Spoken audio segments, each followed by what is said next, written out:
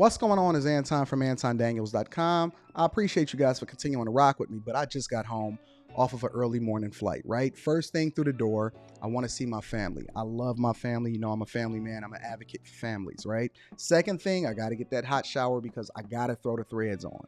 The threads make me feel like $1,000,000, but the third thing through my mind and all throughout the trip is that I gotta have that Tiege pack. Tiege makes my life uncomplicated. It's uncomplicated skincare for men. The first way that I started specifically was their level 1 system. It's a daily face wash to get rid of the dirt and grime on your skin. 2 times per week exfoliating scrub to get rid of the dead skin cells.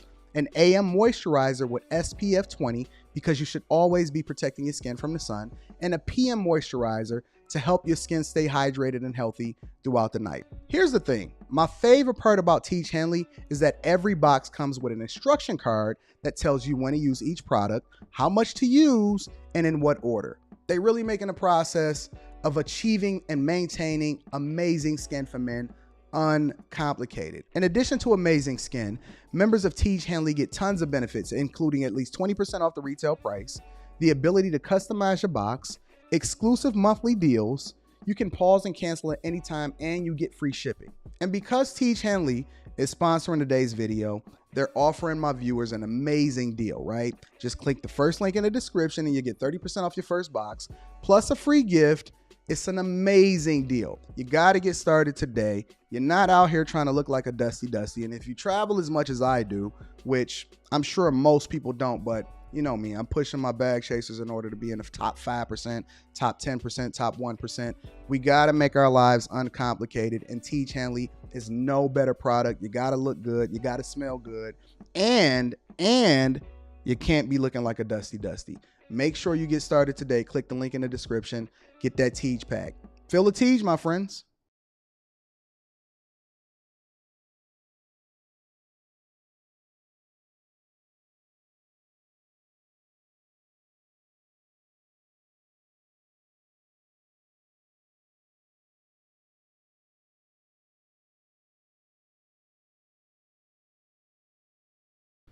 What's going on is Anton from AntonDaniels.com.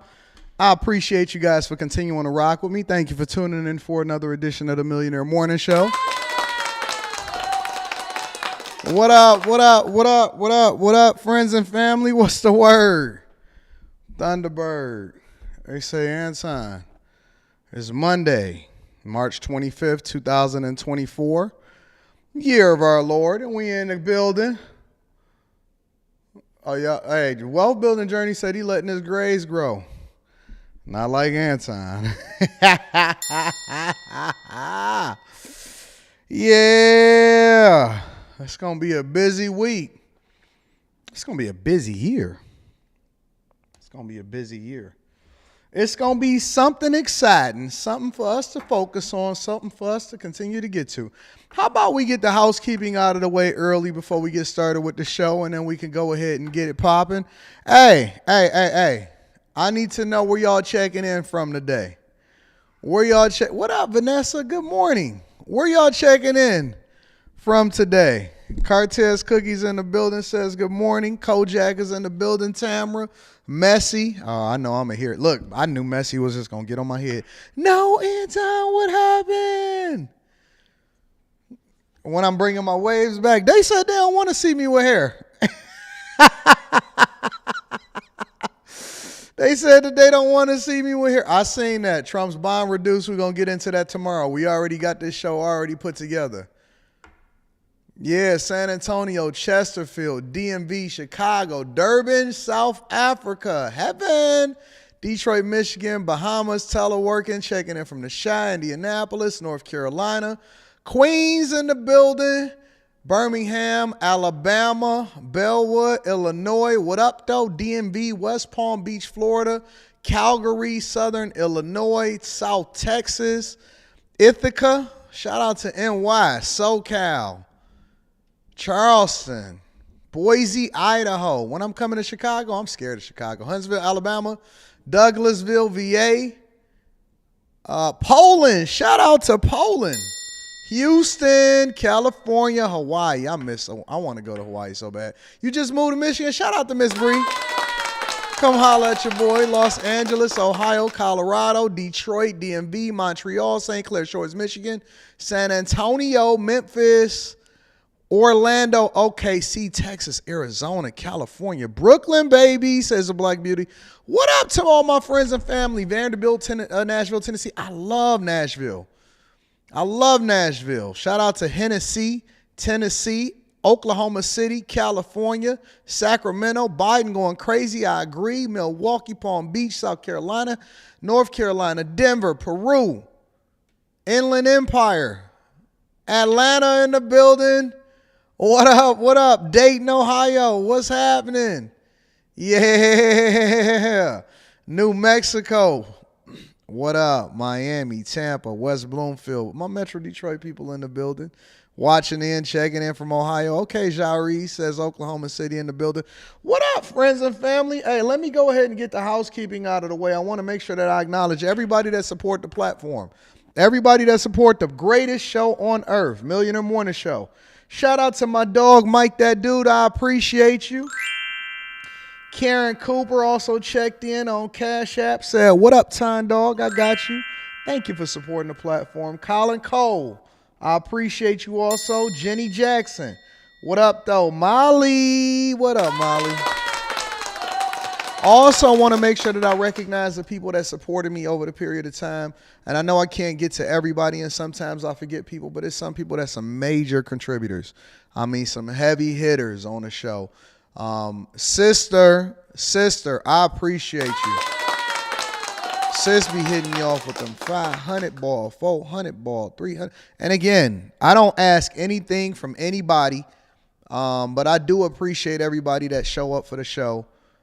Because you guys are absolutely awesome. So I'm always going to acknowledge you, whether you put $1 or $5. It don't matter. I just got love for everybody. Shout out to y'all. Charles Pride in the building says, hopefully you having a blessed day and that you accomplished all you set out to do today. Bag Chasers, smile. We will. Yo, if y'all not a part of the Patreon, if y'all not a part of the Chasers, link is in the description as well as pinned to the top of the chat. Please do the thing that's in your best interest. And I'm going to have a conversation about that shortly. Shout out to Charles Pride.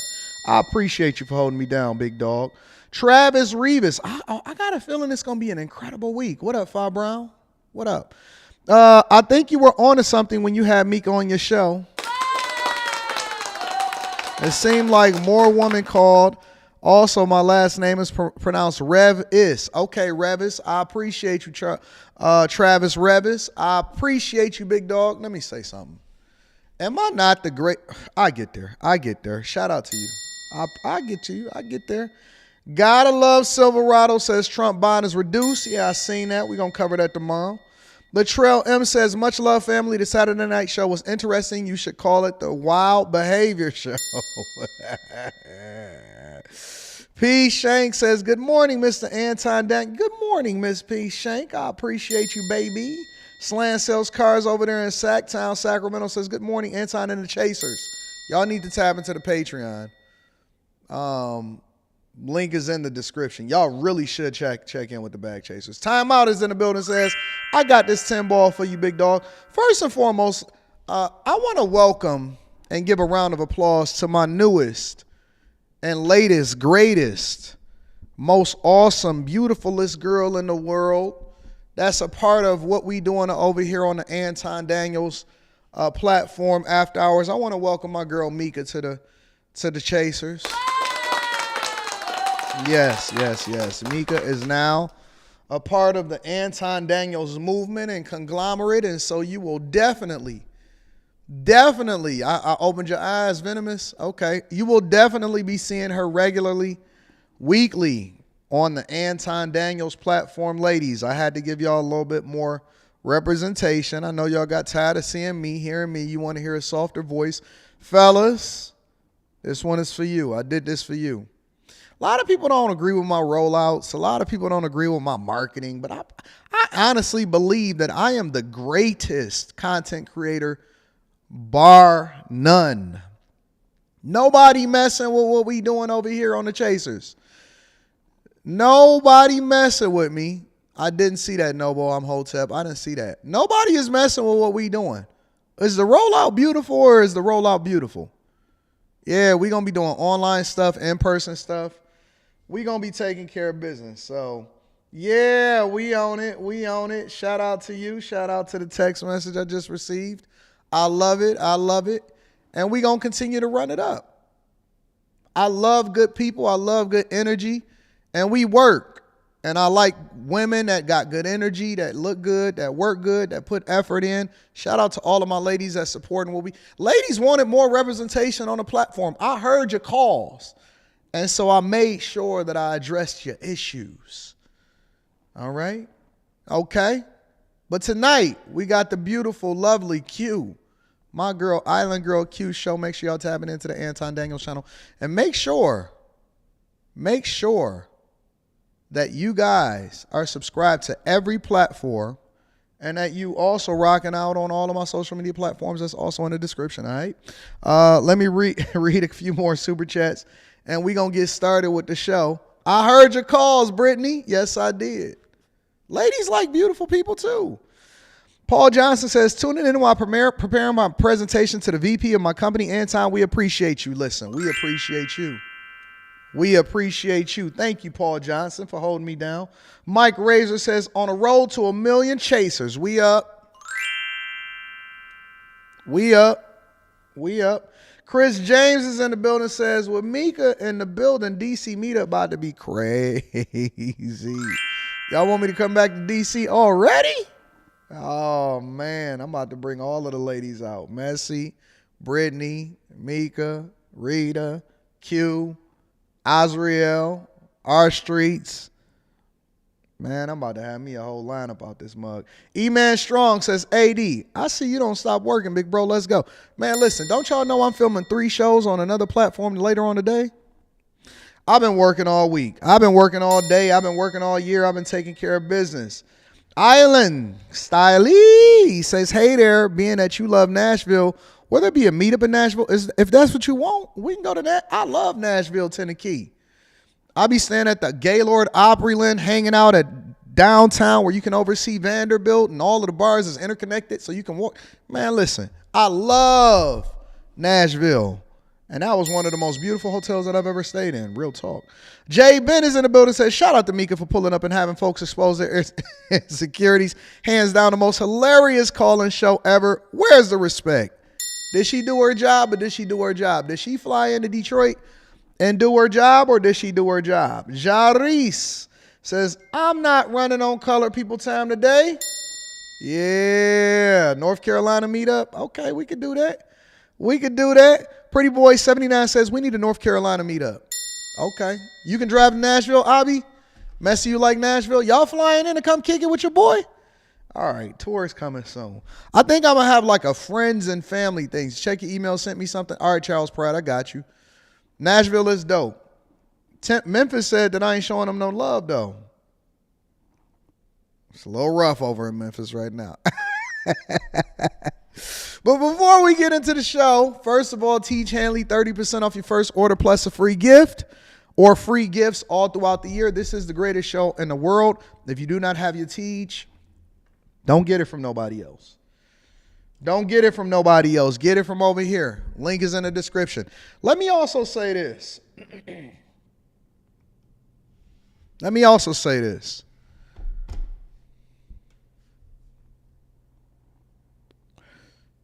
The theme of this show is largely going to be centered around, and it kind of feeds into what we've been doing all this time on the Chasers. It's almost like everybody else is just now figure out what we've been doing for a long time now. You know what I'm saying? So this is nothing new to us. We know what's happening with the migrant crisis.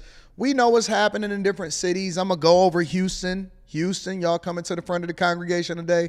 The Houston mayor, new mayor, John Whitmore, said we broke over in Houston. We broke over in Houston. Oakland, New York, Chicago, Jesus. Florida can't even get no insurance. California, the taxes is out of control. They operating at a deficit. All of these U.S. cities are going to go the same way. They all going to go the same way. And you know what's so interesting about it is that we over here in Detroit have already witnessed, experienced, and seen what you guys are already going to go. Y'all gonna go through it. The math doesn't make sense for you not to go through it. The math does not make sense for you not to go through it. When you operate at a deficit, you can only borrow so much money before you then go bankrupt. We've already experienced it here in Detroit. We knew what it felt like. The only difference is that we experienced it during a time where the housing crisis kind of forced our hand into the circumstance that we in. There's going to be much, much bigger cities that file for bankruptcy above what it is that we experience here in Detroit. I'm telling you. I'm telling you. I'm showing you, I'm telling you, and it's going to happen. It's already happening. It's already happening, and I already told you, I warned you, and they only going to be able to borrow so much money. President running the whole country into the toilet. Everybody going to continue to vote blue because your parents told you to vote blue. And I'm not saying that you got to vote red, but I am telling you that you need to be familiar with the people that you elected into office.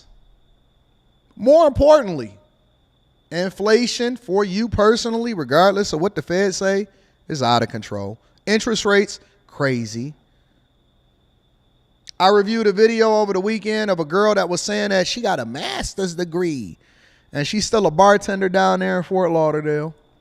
Baltimore is selling homes for $1. I'm covering that tomorrow. I had to pick and choose which articles I was going to rock with today or tomorrow. It's so much that was happening over the weekend. We covering everything all week. That's why this is the greatest morning show on earth. Marriages is in decline. Listen, ain't it weird when people sit there and they hold me accountable for being married for 20 years successfully without any kind of problems, trouble, never been arrested, no, nothing. I employ people. And there's people that was calling into the show that have 6.5 kids, 6 and a possible like spades. And they were saying, listen, I can't even keep my cock in my pants, but I want to hold you accountable for the optics. They care more about optics and talking points. And that's how politicians finesse y'all, is that they understand that it's much easier. Thank you, Fi Brown. I'm on it. My barber is sick. They understand that it's much easier to tell you what you want to hear than actually be a good reflection of what the community needs. They're going to tell you, listen, we'll forgive your student loans, but they didn't forgive anything. We paid for it. Hey, you got politicians that will come up here and tell you, I am going to fix your roads. You talking about with my money? Don't y'all realize that the politicians work for you? When you say defund the police, you're literally making your own neighborhoods unsafe. Don't you realize that when they say I'm forgiving student loans and they add to the national deficit and then they remove people from being accountable for the decisions that they make as far as the money that they take out so that they can go and party at these universities, that you're the one that's paying for it? When your city is so trash, like in Dalton, and then they start to say either we're going to file for bankruptcy or we're going to raise taxes, who you think is paying for it? It's your money. Biden didn't forgive even the student loans that he forgave, right? Let's be real. Even the student loans that he forgave, don't you realize that he did it with your money? So it's irresponsible people that make bad decisions on a regular basis, and then we come out and we pay for your stuff. I almost cussed. Don't worry about it. Don't worry about it. Don't you realize that these politicians work for you? You're paying for their salaries. You pay for the treasurer, the city council person, the trustees, the alderman, the mayor, the president, Senate, House of Representatives, Congress people. They work for you. And when they say, okay, well, we're going to give out more social services, whose pocket you think it's going to come out of? It's not going to come out of my pocket. It's coming out of your pocket. You're the one that's paying for it. Don't you realize that the infrastructure being messed up, and when a politician come and say, hey, I'm going to fix the roads, or I'm going to do this, or I'm going to do that, or they being dishonest with you, that's your money. They doing it with your money. When they give raises for Medicare and health care coverage and Social Security, you're paying into it. You're the one that's in a Ponzi scheme. When migrants come over here and they take your jobs, you're funding their health care and the schools. Don't you know the schools is funded based off of the taxes that's taken out of the property taxes that you pay every single year? Why you think California is so trash, even though they got the best weather in the United States of America?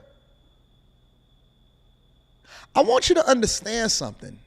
I really, really want you to catch it. And I break this all the way down to a simple way to communicate. I don't have to do big words. I was looking at a Destiny debate and he was talking about, he was talking real fast. And people think because he talked fast that he's intelligent. And if these people are so intelligent, how come their marriages be falling apart? If these people are so intelligent, if Umar Johnson, for example, because I'm going to name names, I don't care. If Umar Johnson is so smart and he has the answers for you on how to fix the community and how to attain black wealth and keep it within the power structure, then how come he doesn't do it? Why is his life personally not a reflection of the thing that y'all say that y'all follow? If all of these simps that's pandering to y'all, selling y'all a dream so that they can sell y'all more products, all of these guys out here, right? If they have the answers, then how come they not married? Why do they got baby mamas? Honestly, how come all of the smartest people don't have any kind of results that reflect what it is that they're advocating for you to do? Why are y'all listening to women that's teaching you how to date, but they have not been able to acquire a man to marry them for at least 5 years? How are politicians supposed to teach you how to fix your community and solve your issues if they've never actually built a business or understand it from a business perspective? You're telling me that a teacher can then run a multi-billion-dollar budget, that a cop knows how to manage in the biggest city in the United States of America? Preachers that don't even have a job can tell you what it is that you're supposed to sow into. So why God ain't give it to you? Why he telling me to give it to you? Because the way it works is that you're supposed to sow into me, and then I'm supposed to see the results, and then I sow back into you. The tithing goes to the church. The church is the body of Christ. It's not the building. The building fund don't mean nothing. The place of worship can be anywhere. It doesn't matter. It could be in the middle of the street. I don't need a building to connect with my people in order to praise God. I want to see you working. I want to see you actually turning your fruits over and multiplying it similar to how the Bible described that a person with good fruit would do. And then I'll follow you. Your life is supposed to be a reflection of great things, no? Nobody is coming to save you. Nobody is coming to save you. I cannot save you. I can give you every tool that you need. And I'm trying to convince you to step outside of the victim Olympics. If you are a person that does not have a job, I'm going to need you to get some tangible skills to get a job so that you can provide for your family and stop having children out of wedlock irresponsibly because you're creating a problem for the children. And I'm going to extend to you an olive branch before we get into the show. I'm going to extend to you an olive branch before we get into the show. Because I know that the one thing that prevents you from really, really being able to take off, as you like to describe it, is that you want acknowledgement. Everybody wants you to acknowledge their pain. Acknowledge the fact that black people, acknowledge that white people, acknowledge that Asian people are going through the crime bill, acknowledge that Mexicans is being discriminated against, acknowledge that women have been suppressed, acknowledge that men have been held responsible for the entire time that they've been on the face of this earth. Okay. I'm going to authentically give you an olive branch. I acknowledge that it is not your fault. You are paying for the sins of your fathers and grandfathers and the people that came before you. There is people that have died that have left you with generational curses. And because you have been unable to break the bonds because you continue to vote the way that you do, you continue to embrace a culture that's not yours, that you then adopted, that was given to you. You give talking points back to me that I then turn back on its head and tell you that right is wrong and wrong is right. You continue to run in the victim Olympics based off of the fact that it's not your fault. Forgive yourself. It's not your fault. It's not your fault that your mama was a hoe. It's not your fault that your daddy was a Rolling Stone. You didn't ask to be born here. You didn't ask to be born in the hood. You didn't ask to be given this situation. You didn't even ask to be ordained and then being recommended and required to meet expectations because there's other people that's paying attention to you and following you. You did not ask for the responsibility, and neither did I. The biggest problem in my life was that I used to run from my responsibility and say, listen, because there was a requirement on me before I was born. My entire life since I was raised, they've been telling me, my entire family been telling me, listen, you're going to be the one. You're going to have the microphone. And I couldn't understand what it was. We didn't have social media back then. They said, listen, you're going to speak to people and you are going to give them what they need in order to be successful. And it's not up to you. That's a requirement on your life. And I said, I didn't ask for this. And so I rebelled. And I went and I tried to get into stuff that I wasn't supposed to be in. And I tried to jump in this. That's why my father sent me to private school in middle school, because he wanted to take me away from the thing that I was running into, because I wanted to crash out, because I didn't want the responsibility. And I didn't feel like it was my responsibility because I didn't ask for this and I didn't ask to be here. It's all the same. It's still there. And when you get done complaining, and when you get done whining and holding your mama and your daddy accountable, and when you get done crying and getting mad and all of this other type of stuff, guess what? Your responsibilities, your requirements, the things that you're supposed to do is going to be sitting there waiting on the other side of that padded room after you get done throwing your tantrum. When you get done throwing your tantrum, the requirement on your life is still there, and you're going to do it before the fight, during the fight, or after the fight. It's still going to be there for you. When you get done trying to get mad at your boss and whining and saying they discriminating against you, guess what? You still going to be you, and you still got to take you to the next position. So either you can get it together, because I'm going to just tell you, it don't get easier, it get harder as you get older, but then you become the beneficiary in the things that you do early, then you then grow, and you become great as a result of it. The rewards are so much greater on the other side. And regardless of whether or not you didn't want to be here, listen, the zebra didn't want to be there when an alligator was eating its leg off. The pig didn't know that it was going to be born and then it was going to be turned into bacon and then you're going to eat it. It's the circle of life. So either you can be on the winning side of the equation, or you can continue to complain and become the victim. Then you then make other people rich, because victims make rich people richer. Or you can do the thing that you're supposed to do and become the other side, and then change the narrative and be the change that you want to see, and actually be a reflection of the thing that you advocate for. We're tired of hearing you complain. We're tired of the blackety black talk. We're tired of you sitting here running in the victim Olympics. We don't care. When you get done typing hard, when you get done whining on social media and you cut your phone off to go charge so you can whine again, guess what? Nobody cares. You still got to go home to you. You still got to sleep on your air mattress. You still got to figure it out. Taxes are still going to be due. They don't care. They want their money at the end of the day. Nobody is coming to save you. Now, what we will do is we'll give you the information that allows for you to be successful, so you can skip the line, so to speak, and forego all of the issues and problems that people that came before you had to pave the way for you to be able to leapfrog off of their greatness, and then you can become great and take the credit for what it is that we did. You know how we do. We sit there and act like we was the great ones when it was people that died for us to be able to vote, and then we complain about voting. Nobody cares. How many of y'all was actually worried about whether or not I was going to do the Millionaire Morning Show? You expected it. You know why?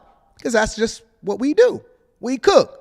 And so what I do is I get up an hour earlier, or 2 hours earlier, or 3 hours early, or I work all Sunday in order to prepare for the show, because I understand that I got other things that I got to shoot for today, and so I have to be proactive in that. There is no complaining about a lack of sleep. There is no complaining about what it is that I got to do. We have to take care of business, and it's nobody's responsibility but yours. Ain't no middle road. You got to pick a side. Either you got to be great or you're going to be trash. Which one is it? Either you got to be great or you're going to have to be trash. Which one is it? Nobody cares. Nobody cares. Oh, you got bussed down in college? Nobody cares. Oh, she taking you to child support court? Nobody cares. Oh, man, you picked a bad degree because you wanted to party and now you suffering as a result of it? Nobody cares. Even when you make the decision to vote the way you vote, don't you know that you traded in your freedom and your vote for somebody to hold it over your head so that they can continue to hold power? Don't you realize that you're trading in and you're selling your freedom? You're selling your decision-making process based off of operating under a duress mindset? Don't you realize that? Everything you do is for sale.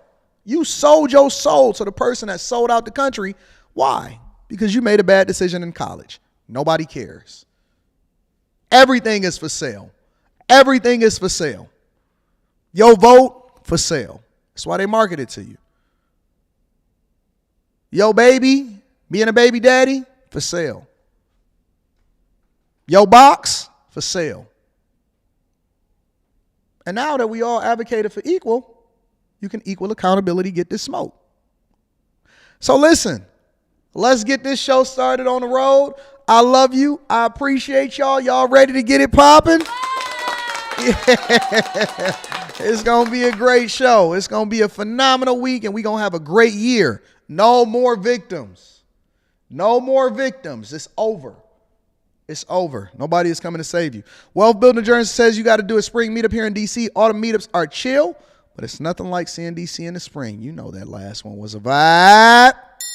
Yeah, it was a vibe. Miss Lalita says, hello, Anton Daniels. Thanks for talking to me a few days ago. God bless you and your family, sir. Lolita, I got you. You're going to be great. You're going to be great. I promise you're going to be great. Chris Spaghetti says, I appreciate you sharing your knowledge. Why not tour more people need this info? Because I'm selfish and I only want to give it to the bag chasers. Link to the Patreon is in the description as well as pinned to the top of the chat. Thank you, Shay Shay. I appreciate you. Keith Field says defund the police really means holding rogue criminal cops accountable for their errant ways, not dismantling police altogether. Hijack term. Nope. That's not what it means. It means defund the police. Words mean things. Because if they wanted to say hold criminal cops accountable, then they would say hold criminal cops accountable. They said defund the police, and we take them at their word. We're not going to make it mean something that it didn't mean or that people didn't intend for it to mean. It did not say hold road cops accountable. It said defund the police. Nope, I'm not going for it. I appreciate you for supporting the platform. Miss Crow T. Shetty, thank you for holding me down, baby. Tala Ahmad says, why do I like listening to you? Because you love me, and I love you too. Yeah. Hey, listen. Hey, Sia got something to say. Let me tell you something. Not only do my beard look good, but it smell good. You know, a lot of guys, honestly, like the beard, the hair on your face and under your arms and stuff is some of the dirtiest parts on your body. My stuff stay clean, you know, shampooed, conditioned, moisturized, and I smell good. I smell so good. Yeah. Jay Ben in the building says, the marriage is disintegrating because men scared to say, look, babe, she fine as heck. You know what it is. You know what it is. They'll double tap holes through their screen when they're with the bros and in her absence. Oh, and they be sending her fire emojis and DMs and stuff. But then they want to hold me accountable for being honest about who it is that I am. Yeah, we gonna get it. We gonna get it. Messi, what up, Messi? Says, just paid off my last credit card and I'm salty. Can we get a round of applause for Messi paying off her last credit card and being debt-free and disciplined? Shout out to my chasers. Messi, I love it. I'm so proud of you. I'm so proud of you. I'm so proud of Messi for paying off her credit card. Y'all ready to get it popping? All right, make sure y'all hit a like for the algorithm, subscribe to the channel, turn on your notifications. Also, Tiege Hanley, 30% off your order plus free gifts. And then in addition to that, make sure you join the Patreon. Link is in the description as well as pinned to the top of the chat. Let's get to it, y'all. Quick hits. Quick Hits is a segment of the show that we think is necessary for us to bring people to the front of the congregation and keep you guys informed on what's going on across the United States of the Americas. First and foremost, I thought that postal workers were supposed to be sacred. These are the people that get us what we need when we need it the most. Checks, mail, bills, eviction notices, all of that, right? Postal workers are supposed to be sacred. They are not supposed to be the ones that's under duress. But guess what? Now, even though we know it's a federal crime, they are breaking into the postal workers' truck and they stealing their car after they get done doing so because they need a way away. Another Bay Area mail carrier targeted by thieves. A letter carrier in Fremont had his postal truck broken into while he was out in a neighborhood delivering mail. But the thieves got away with more than just mail. NBC Bay Area's Christy Smith has the... Finishing up my shift for the day, last street of my route. This letter carrier says around 4:15 Thursday afternoon, he was returning to his postal service truck in Fremont when he noticed something was wrong. And the driver's side door was wide open, and every street I make sure the door's closed and I lock it so these types of things don't happen. We're not showing him to protect his identity, but he says a closer look inside the truck revealed more. I immediately noticed that all my belongings that I had in there were missing. My phone, my wallet, my car keys, my AirPods, my portable charger, and even some mail that I was people's outgoing mail that I was bringing back was taken. He was able to use a neighbor's cell phone to make calls, including to police. Then he drove back to the Irvington post office, where he parked his own car earlier in the day. That's when the situation got even worse. As soon as I pulled into the parking lot, I looked over and I noticed that my own personal vehicle was missing. And, they took my car keys from my work truck, and then they took my car from my workplace parking lot. He says his family needs the car. This is wild. This is absolutely wild. Pretty upset. I was pretty angry at first. The Fremont Police Department responded. Postal inspectors responded. We're actively working this investigation. Jeff Fitch is postal inspector with the law enforcement arm of the post office. The postal vehicle was broken into. We're still trying to determine exactly what was taken, but for breaking into the vehicle and taking U.S. mail, the reward has gone up. The original reward for these kind of vehicle break-ins and taking mail, stealing mail, was $10,000. Now it's $100,000. It's $100,000 on your head. It's $100,000 on your head, boy. All because you broke into a mail carrier's truck. Boy, I don't know nobody in your hood that won't turn you in for 100 bands. I know people that'll trade you in for $30. I don't know nobody in your hood that's not selling you out for 100 bands. It's 100,000 on your head, boy. On your head, as it should be.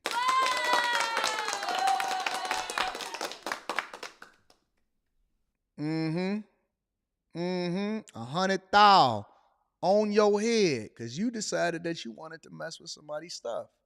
Y'all better leak, man. Look. We turning into the Wild Wild West out here in these streets. It's turning into the Wild Wild West out here in these streets. So I don't know too many people that's going to let you breathe. I don't know too many people that's going to let you breathe over 100,000. But check this out. A woman had to fight off a man down 4 flights of stairs because he was trying to kidnap his kid. Or not his kids, their kid or her kid.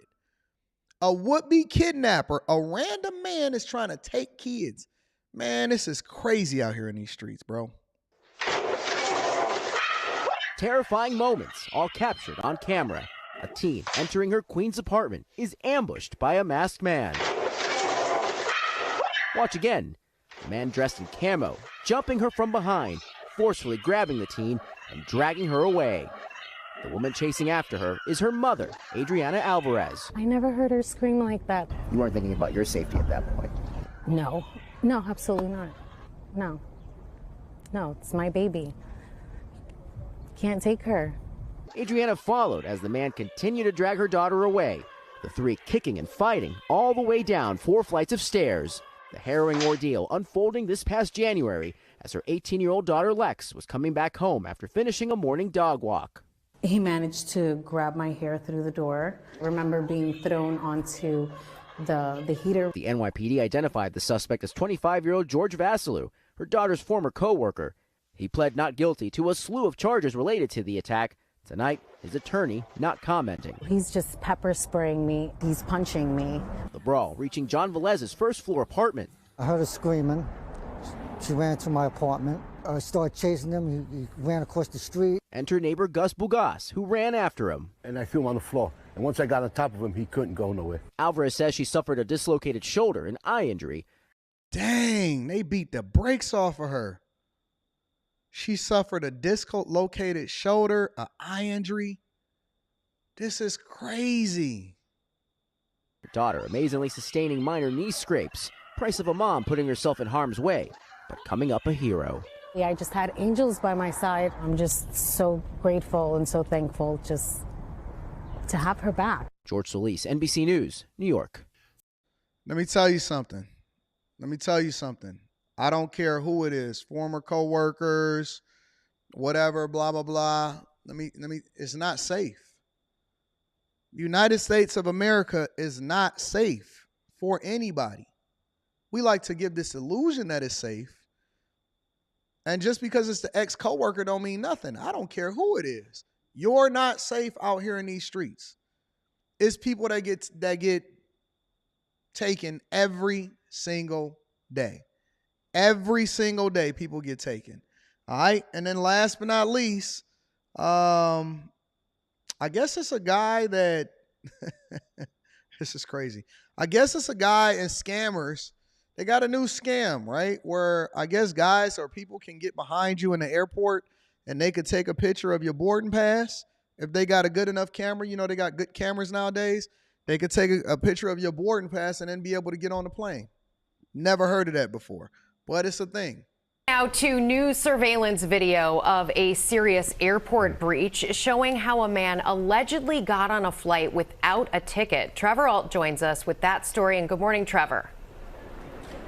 Good morning, Rebecca. So authorities say this passenger was on a standby list for several Southwest flights, but all those flights were full. So we moved over to the Delta area, and you can actually see him on this video appear to pretty blatantly snap some pictures of other passengers' boarding passes and then using those to slip onto this plane.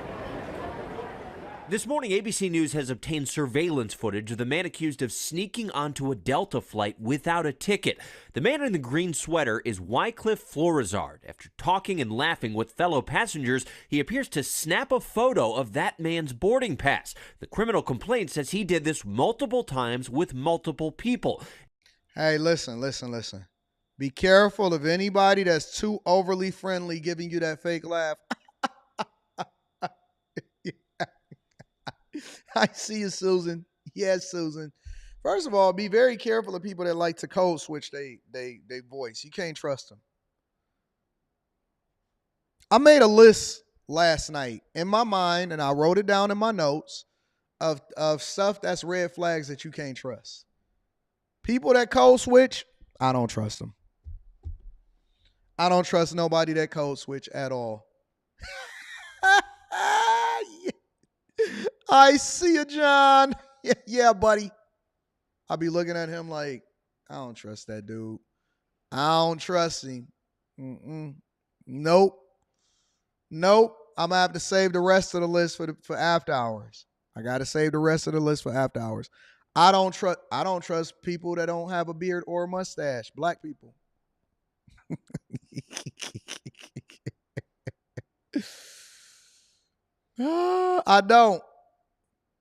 I don't trust people that use steroids. They do shortcuts. People that do steroids. I'm not giving y'all my whole comedy special that I got coming up. Let me continue to play this video. Pass. The criminal complaint says he did this multiple times with multiple people. And watch as he then scans his phone to get on board. Digital technology has made traveling much easier, but it's not infallible. In this case, we see that a simple QR code could be photographed from a paper copy and used to board an airplane. According to the affidavit, when another passenger tried scanning her ticket, the system said she'd already boarded. Florizard allegedly waited in the airplane bathroom, exiting as they began to taxi, and when questioned by a flight attendant, he told her his name and a seat number, which wasn't in the system.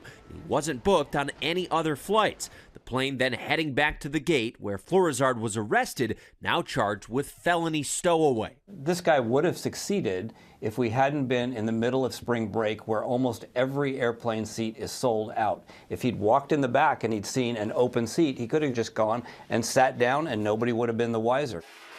So the only reason that they caught him is because the entire plane was sold out. Now, scammers aren't the smartest people in the world, but they have some very, very heavy, vigorous ways in which they decide that they want to. Like when you pursue something enough, you go and get it. You go and get it. So this is what I know. Usually when you up at the gate, especially at Delta, and this is how you know these people are dumb.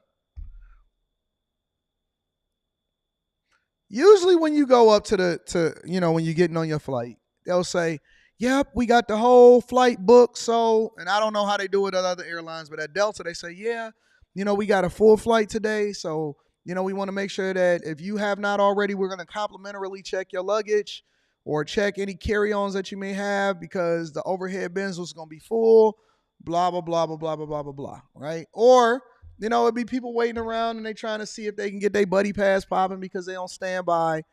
You know what I'm saying? And so if a flight is full, it ain't going to be no seats. What do you think is going to happen?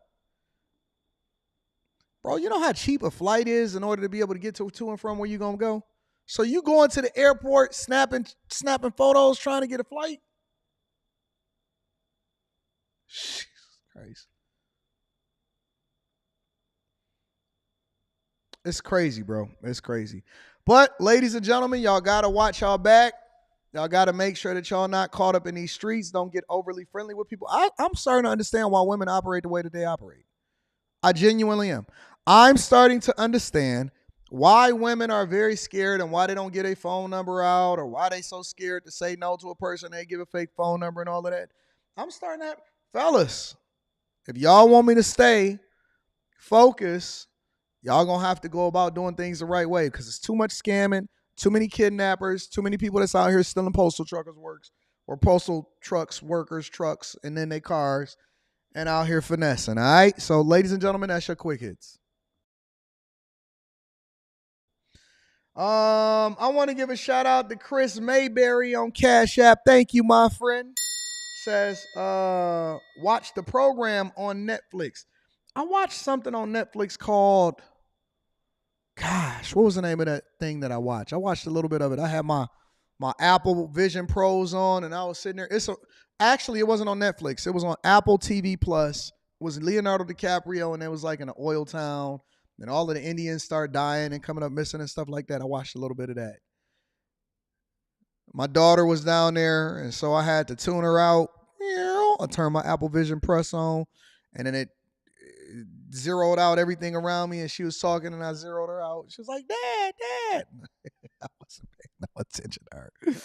Yeah, shout out to you. I appreciate you, Christopher Mayberry. Thank you for holding me down. Key Field says, true that you should do your best always, but don't just dismiss the centuries of uneven playing field as whining and being a victim. That is lazy and simplistic way out on your part, Anton. Guess what, Keyfield? We don't care. Nobody cares. You can't just dismiss the centuries of uneven play. Man, life ain't fair. Guess what? I wasn't born tall enough to be a basketball player. It's an uneven playing field. Women ain't strong as men. I got a beard and you don't. I'm rich, you not. What do you want? The centuries of an uneven playing field. Man, it's migrants that's coming over here and they taking your jobs right now. You want acknowledgement or you want truth? You want the ability to be able to be successful or you want to complain about it? I don't care. Nobody cares of your centuries of an uneven playing field. Nobody cares. Now what? Y'all want a cookie? What do you want? What do you want? I want you to change your way of thinking. No. Now what?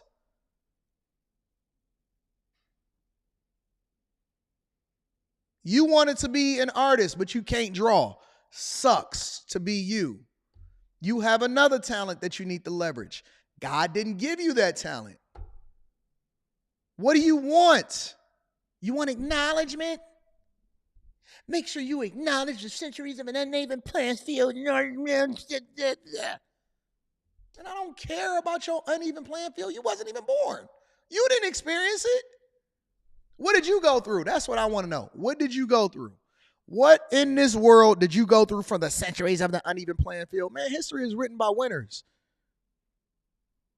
Nobody cares. I want my fries hot. I want my burger well. I want my bacon extra crispy.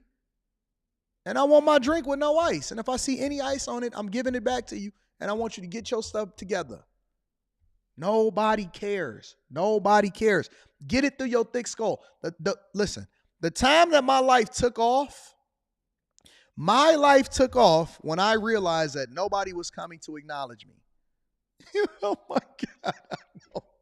I don't like the fact that I had to go to that school. And my dad was looking at me like, man, if you don't get your little dumb self up and get ready for school. I was like, all right, you're right. Life took off. Started getting every single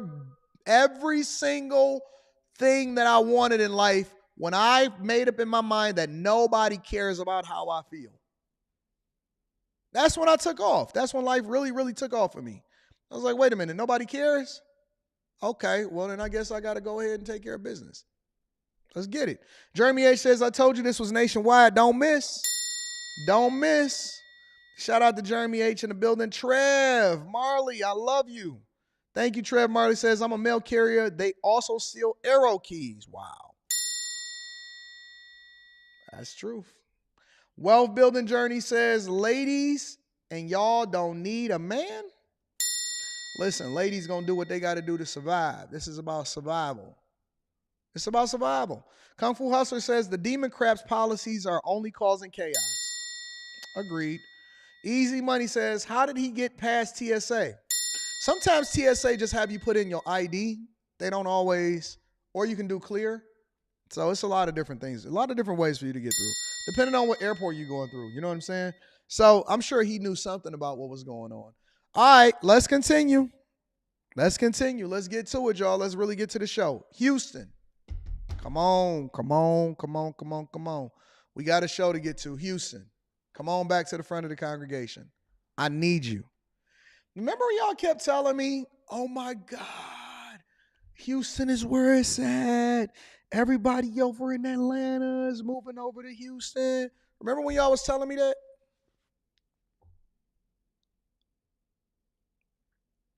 Yeah, everybody is moving to Houston. You know what's so funny? Houston is the bluest city in Texas. Of all of the cities that's the bluest in Texas, Houston is the bluest in Texas. And guess what? They the brokest.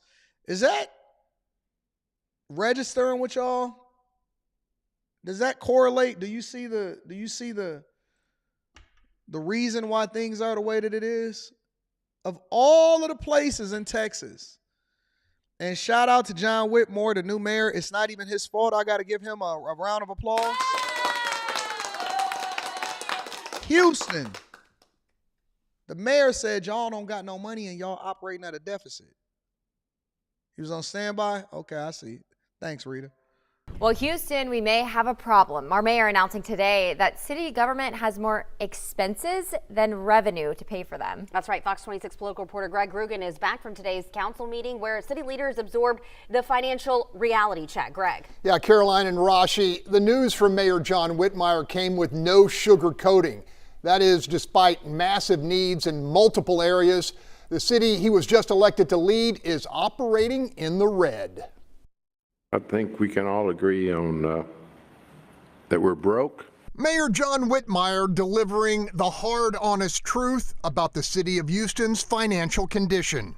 It gives us a real opportunity to talk about the financial picture of this city. It's broken. It was broken when I got here. With an estimated current deficit of at least $160 million. Let's hold off before we get into it. Some people in the chat are saying, actually, Austin is the bluest city. It's not. If you actually go by population, and not just based off of percentages of how people vote, because percentages of how people vote can be skewed, right? Because, for example, the voter percentages and the turnouts in voters is significantly lower, so you can actually skew those numbers a little bit. But if you go based off of the population, Houston's population is more than double what Austin's population is. Yeah, it's over 2 million people over in Houston. And we're not even talking about the metro area. We're just talking about Houston, the city itself. It is actually the bluest city inside of Texas. So context matters.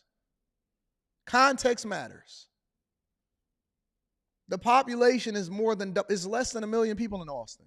It's more than 2 million people in Houston. And they are already, listen, you got a city with over 2 million people, and they're operating at a $160 million deficit.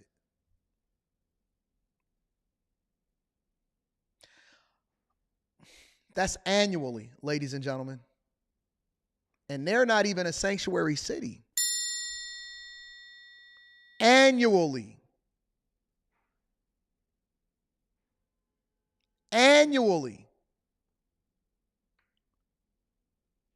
$160 million deficit. Whitmire is exploring a 5% across-the-board cut to all aspects of city government, barring firefighters and police. I don't like a 5% cut now, but you have to make tough decisions. And the folks put me in this position to make tough decisions, and I'm going to do my job. A job which included settlement of the long-festering labor impasse with firefighters at a cost of $650 million for 7 years of back pay and an additional $180 million for annual wage hikes over the next 5 years. Analysts say the deal delivers taxpayers a substantial discount from the amount an arbitrator would have likely awarded the aggrieved firefighters. Now, this is going to come down to a financial sacrifice by the city. Now, we could either be 1.2 billion broke, or we could be 650 million broke. Councilmember Tiffany. Broke is broke. And guess what? It's not just the firefighters and settlements and all of this stuff. Listen, these guys are doing a job without getting paid often at times. For the times that they're actually doing their job, and they saving your houses, and they saving your cats out of trees, and the police officers is taking care of business, and they trying to keep y'all safe. Y'all don't want to pay y'all people? Hey, I thought that y'all said that, because every time I go and I see somebody say, oh my God, Jeff Bezos or all of these people are getting too rich, I thought that people said, hey, teachers and firefighters and all of these people that are actually good for the community, I don't believe that they should get paid as low as they should. Okay, well, now they're giving y'all what it is that y'all want. Pay raises, taking care of business, the ones that's the real heroes in the community, they're giving y'all what y'all want. But guess what? That's not the true issue. That's not the real issue. Let's continue. Thomas expressed alarm at the mounting red ink. Are we going to fee Houstonians? Is it a trash fee? Are we paying for parking after 6? Are we going after Metro's money? What are we doing? The mayor says the search for additional funding is underway and could include asking the taxpayers to step up.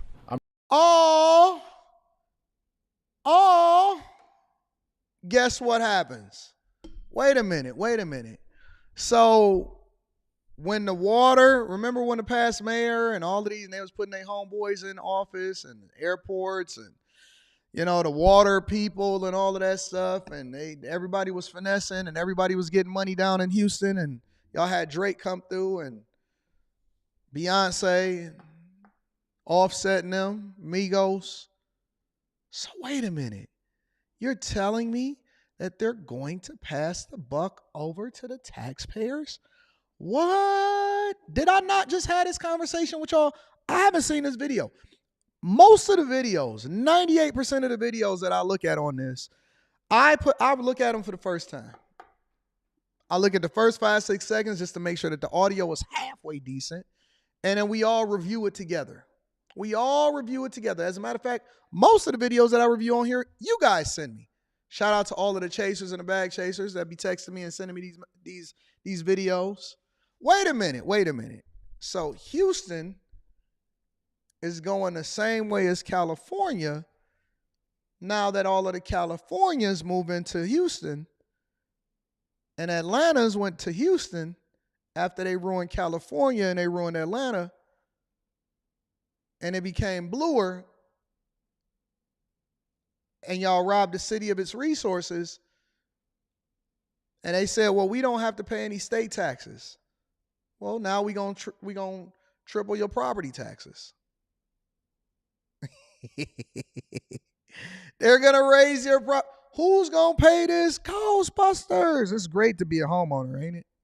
Ain't it great to be a homeowner? Listen, we gonna pass the buck. We don't know how to manage our budget correctly, and it's not John Whitmore's fault. He literally just got elected.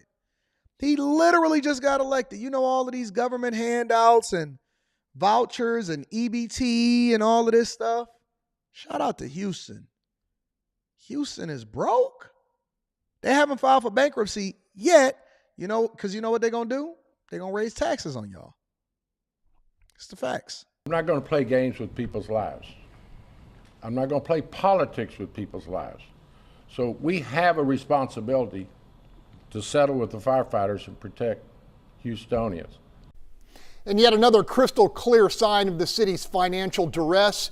The mayor asked each member of council to refrain from bringing forward any proposal that would demand additional spending.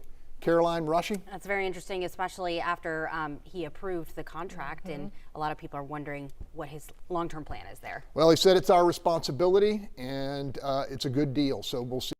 So you are going to have to pay for it. Yeah. It's your job. It's your job. Well, of course, Houston is nowhere near in debt as high as California because California is a whole state and Houston is a city. What are y'all saying in the chat? Are y'all looking at what y'all typing before y'all type it? Why would a city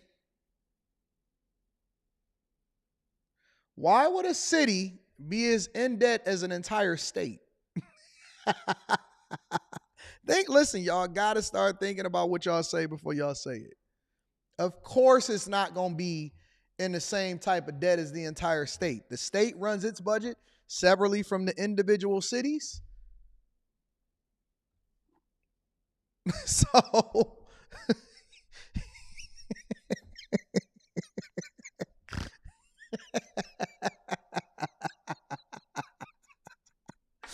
come on, man. Come on. Listen. I know that I break it down from a C student's perspective, but I'm trying to tell y'all that y'all gotta start reading in between the lines, doing the research, and thinking about what you're saying before you say it. All of these cities and all of these states are going to suffer, and they're going to pass the buck over to you, the taxpayers, and then you guys are going to have to carry it on your back even more instead of forcing them to actually manage their budgets and their deficits more effectively. Okay? So shout out to Houston. I can't wait to rub this in Q's face. I can't wait to rub this in. And then she's going to say, well, Anton, I'm not in Houston. I'm outside of Houston. All right, don't worry about it, baby girl. We'll get there. Let me read a couple of super chats, and then we're going to continue over with the show. Jacques Rel says, greetings and blessings, Brother Anton and family, fair weather folk. Don't understand who you are and what you do for the people. You will be celebrated. Thank you. Thank you, my friend. I appreciate that. Humberto Ramos. Shout out to Humberto Ramos says, get them likes up. This needs to be the end of the... Get the likes up. This needs to go to the end of all corners of the globe. This is where it need to be. Thank you, Humberto Ramos. Y'all have not sent this out to all of your friends and family and this live stream while this live stream is going on right now. Because listen, if y'all want to do something good for your grandma, don't buy her a Christmas gift. Send her the Millionaire Morning Show and say, Grandma, this is the news that you need to be walking. You're going to be laughing. You're going to have some fun. You're going to get the medicine and the candy. And you're going to be able to join the Bag Chasers. If you want to do Gam Gam, because she be sitting all at home all day watching The Real. I know y'all hate when they be watching The View and The Real or whatever shows come on in the daytime, all of these judge shows. That's not good for Gam Gam. That's not good for Gam Gam. Gam Gam is no good listening to all of these stupid judge shows. Send Gam Gam something that she can actually utilize that's going to change her perspective and have her voting the right way. All right? Okay. Shout out to Gam Gam. In addition to Gam Gam, send the show over to Gam Gam. Hold her down. Chicago. Now, I had got this story late last week, but I had so many things already planned, and so I couldn't quite get to it. But I'm really, really enjoying the people of Chicago showing up and saying, you know what? We want to see and hold Brandon Johnson accountable. Now, Tiffany Henyard on the other side. We're going to get to her later in the week. We like to let things pile up with Tiffany. Gam Gam watching David's of Our Lives and Price is Right. Tiffany Henyard, she don't even show up sometimes. She just go right out the back door. She skip meetings. Freedom of Information Act don't apply to her. She said, listen, I'm a boss. Tiffany Henyard, the people's mayor. I love you. Ain't nothing you can do about it. What's going on, y'all? It's Tiffany Henyard, the people's mayor. I love you. Ain't nothing you can do about it. We're going to continue to build these skate rinks, and nobody goes to it. It don't generate any revenue and it take away from the coffers. And we're going to give all the police a bunch of overtime. And we're going to go to Vegas, and we're not even going to tell what happened in Vegas. And I'm not even going to tell you whether or not I flew first class to Vegas, but I'm the people's mayor. This is your girl. I'm the first black mayor of a major city inside the United States of America, Illinois, and it's the people's mayor. And Tiff don't even show up. The people against me. I'm a black woman. I'm at the White House.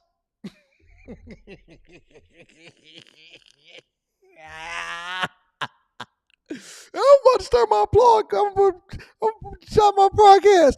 Y'all want to know the truth? You want to know the truth? You can't handle the truth. I'm going to start my new podcast on YouTube, Spotify, and Apple Podcasts. And I'm going to tell you guys on the Superman Network I'm going to expose the people. I'm going to expose the truth. I'm going to show you receipts. I got to give Brandon Johnson some credit, though. Brandon Johnson, he act like he don't see you when you talking to him, because that's what he was doing to the residents anyway. He act like he ain't paying attention to you. He going to stand up the whole time, and will sit down. He go, oh, Brandon Johnson. I'm Brandon Johnson. And, we're going to explicably make sure that we expeditiously get this large gathering under control. And no. Stop there. We're not going to call them gang members, even though they got MS-16 tattooed across their heads. We're not going to label them as troublemakers, even though they're standing on top of cars and jumping up and down on the windshield. We're not going to call them thieves, even though they're breaking into stores and stealing all of the Louis Vuitton. I'm not going to call it a migrant crisis. It's a sanctuary safe haven. Okay? These are nothing but large gatherings in Chicago. All right? And I told you guys. No, you're going to let me talk. You're going to let me talk, or you're going to continue to interrupt me. Now, we can do this the easy way or the hard way. I can go home. I don't have to be here. Okay? These are large gatherings. And so we're going to outline a new streamlined plan to get the neighborhood criminals under control. Okay? And so it's going to require the churches. And part of that plan, step one of the plan, is to go into the church and have them send up prayers for O Block.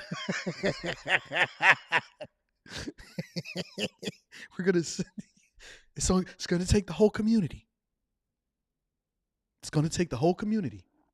Okay? So, if you don't want to let me finish my sentence, that I'm going to just go ahead and end this. So Brandon Johnson is different from Tiffany Henyard. You know what I'm saying? Brandon Johnson is so different than Tiffany Henyard. Policies is a little different. Budgets are still trash. All right. But the people said that they had something to say about him. And so as a result, I want to get into what the people got to say. What is the people saying to Brandon Johnson about these large gatherings in the city of Chicago? 30 minutes. Each speaker is limited to 3 minutes. Speakers cannot yield or transfer their time to another speaker. Any written comments that have been... Yeah. Let's get to it. Where the people at? Please, good morning.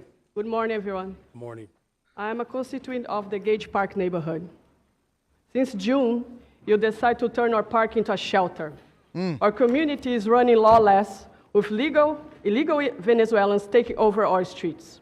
We feel like prisoners in our own homes. Prisoners. As a taxpayer, we can't even enjoy our own park anymore. We are unable to take walks. Our amazing programs have been removed, especially for the disabled children that live near this park. We worked hard to improve our park, our neighborhood, but because of your irresponsible move, this is not impossible. Their illegal cars are parking on the residents' permit street. They are selling food without permit, causing traffic, yet no police reinforcement to help us. Guys are standing on the side of the building, doing God knows what, riding their bicycles around the neighborhood, and looking to break into our houses, garages, and cars. Smoking weed and drinking in the park in broad daylight. You guys threw us to the wolves, and now we have to deal with the trouble you brought to our neighborhood. Unlike the illegals, as a legal immigrant myself, I know what I had to do to enter your country.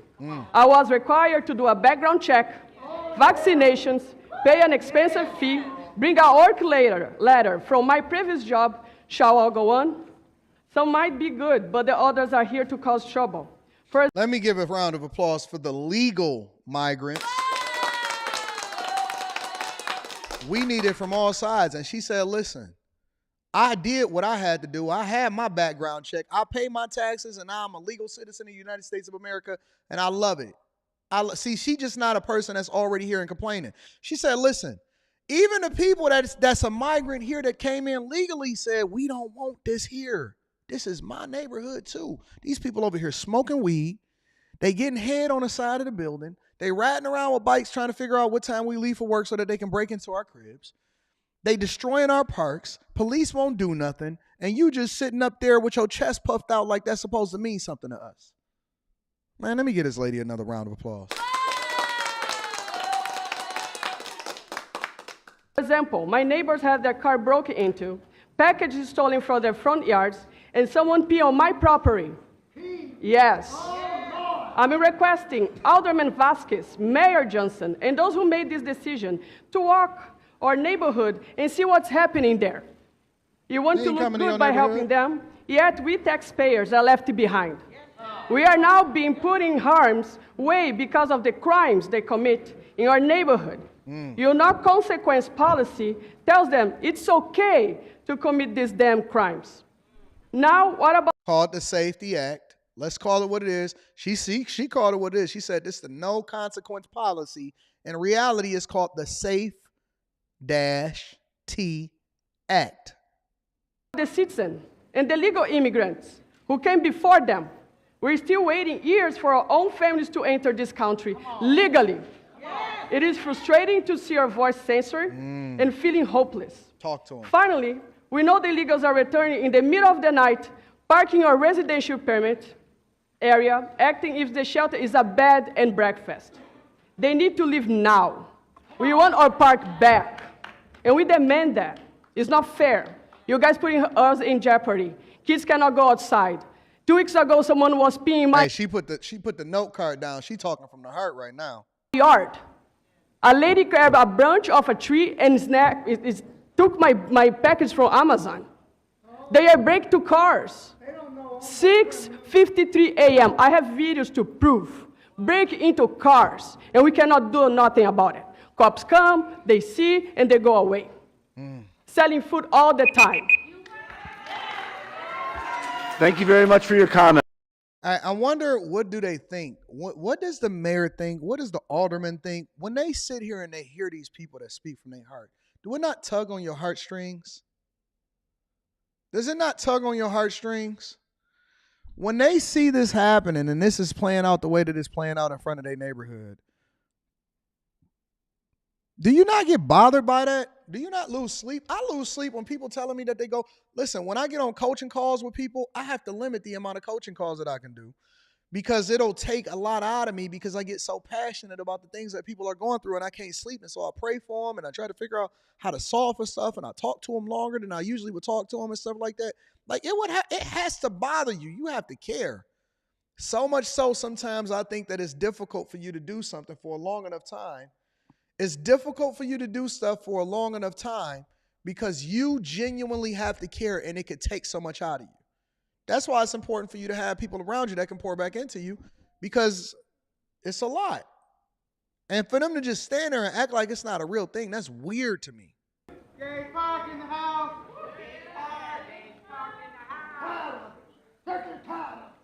Thank you, Mr. Blakemore. We are moving on to our next speaker. Thank you. Please. Hi to everyone. My name is Juana Galan. I'm from Gage Park neighborhood. I'm here to say to all representatives, you are the one who put us in this issue, and we are the taxpayers. The taxpayers. We are the ones who put you there. So the less you can do is do your job and bring us our safety back. And I have the right to say it in Spanish as well, and I will. Estoy representando a la comunidad de Gage Park. Ustedes pusieron este problema en nuestras manos. Trajeron a los refugiados a nuestra comunidad. La mayoría de nosotros ni siquiera lo supo hasta que ya estaban ahí. Nosotros nos quejamos porque están haciendo de nuestras vidas un problema. Mis hijos no pueden salir al parque. Mis hijos ni siquiera pueden estar en mi propia yarda porque se quejan del olor de la marihuana. Algo que antes no pasaba. Tal vez nuestros vecindarios no eran los mejores para vivir, pero ustedes lo han hecho peor.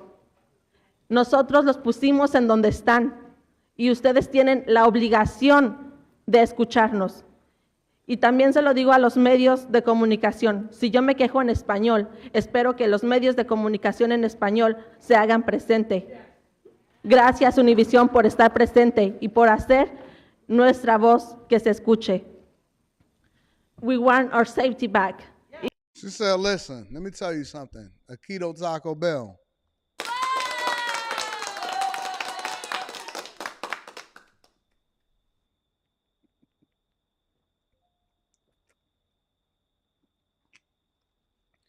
She says, Akita Taco Bell marijuana. Gracias, amigos. No inglés, no hablo. That's what I heard. What did y'all hear? What did y'all hear? When they start talking like that, that's all I hear. It's Taco Tuesday.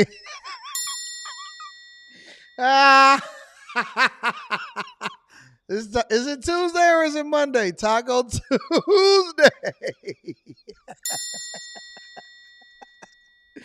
Oh, I'm sure she has some good things to say up there, but all I heard is those orders. I genuinely want tacos now. Is anybody hungry? Anybody want to order some tacos? We got some of the best taco restaurants here inside of Detroit. I heard Taco Tuesday. Did anybody else hear Taco Tuesday? Y'all said I got to learn Spanish. Let's continue. I want to get her thoughts off. We got to move on. It's not fair for our kids. It's not fair for our elders. It's not safe for our special kids' needs. You take the field house from us. And our neighborhood is trash now. I dare you to walk by there at night. Anybody want tacos? And I promise you, you will not like it and you will not be back there. Les pido a nuestros representantes hispanohablantes. Están ahí por una razón. Los pusimos por una razón. Porque confiamos en ustedes y nos están fallando. The system is failing us. We are the ones who put you there. You know what? I gotta do a. This is the dumbest. Sometimes I wonder why y'all even like to watch me. Don't be snorting. You know why I don't? Listen, I'm prefacing what I'm about to say. By saying that I have no clue why you guys like me. I mean, I know this is an entertaining show. I know we put the medicine inside of the candy. But let me say something. Let me prepare y'all. I was thinking to myself, because as I'm thinking about these tacos, and this is how my mind works, right? Because I know we're doing a Millionaire Morning Show. I know we're reporting on the news, but I'm going to tell you how my mind works and why these large companies don't want to give me my $30 million in order to have my morning show on their platforms, okay? This is what's wrong. Because when she's talking, I'm thinking, oh, man, I want some tacos, right? But then I'm thinking, I can't order tacos. Why can't I order tacos? Because I got to do a recording today. And the clothes that I have that I'm wearing today, they fit a certain type of way, and I don't want to feel full. Because when you feel full, you don't look good on camera.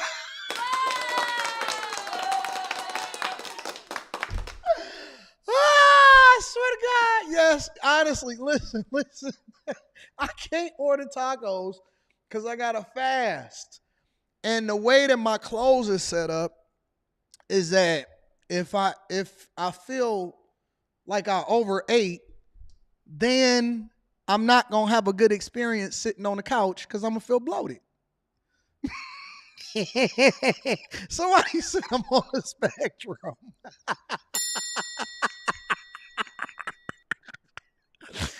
I swear to God, that's all I could think of. And I'm thinking, damn. Because listen, I decided to go a size down.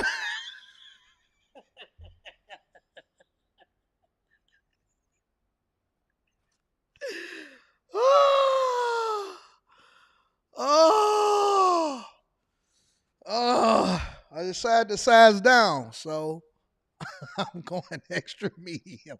I'm going extra medium today. I said, damn, I don't want my sweater to fit like that, so I'm not gonna order no tacos. Does anybody else have the same kind of problem? Does anybody else think the way that I think? I'm gonna eat after the show. Nobody else? I'm the only person that think like this. Dang, I gotta fast today because I got a show to do. Let's see what else you got to say because we got to move on. And we are the ones who can take you back the power. That's all. Thank you. Thank you, ma'am. Listen, I think that was a great speech. Made me want tacos, and now I can't want tacos. I'm acoustic. See y'all. Jesus Christ. Somebody called me acoustic instead of saying, oh my God. Somebody said I'm on a spectrum and I'm acoustic. It's not acoustic. It's autistic. Jesus. All right. I guess we all on the spectrum today, huh? We all on the spectrum today? All right, look, I'm just going to keep it real. I've been working out a lot, but I still want my shirt to fit a certain way, so whatever. Somebody said I'm acoustic. Oh, Blue Boston Terriers Rock says, residents feeling more comfortable speaking Spanish to complain about newer immigrants is symptoms of a larger problem with the immigration system. That's a fact, though. That's a fact. Oh, man. JC Cuts is in the building and says, Yo quiero Taco Bell. It's wild out here. It's a wild day. He said, Anton, acoustic. Yeah, you mean autistic? Shout out to Faith. Macklemore says, Anton, I heard someone stole her iguana. Facts. I heard iguana in there too. Y'all ready to thank you for the cash apps. Thank you for the super chats. Oh my gosh. Dion Sardine says, I heard I like the AL pastor, Caritas, why barbecue, why salsa por favor. I don't be knowing what's going on out in these streets. I'm just here. This is the Millionaire Morning Show. I don't even know how we got rich. We got rich on accident. Island Girl Q, did you listen? You should have been here in the beginning of the show. I knew I should have pushed that part back to when Island Girl Q came into the show. I did a whole segment on how Houston is going broke. The mayor said Houston is broke, Q. We're going to get to that. I'll tease y'all before the show tonight. Make sure y'all tune into the show tonight. It's going to be a phenomenal show. Let's continue to rock out, y'all. We got a big show that we got to do. So before we get to the money,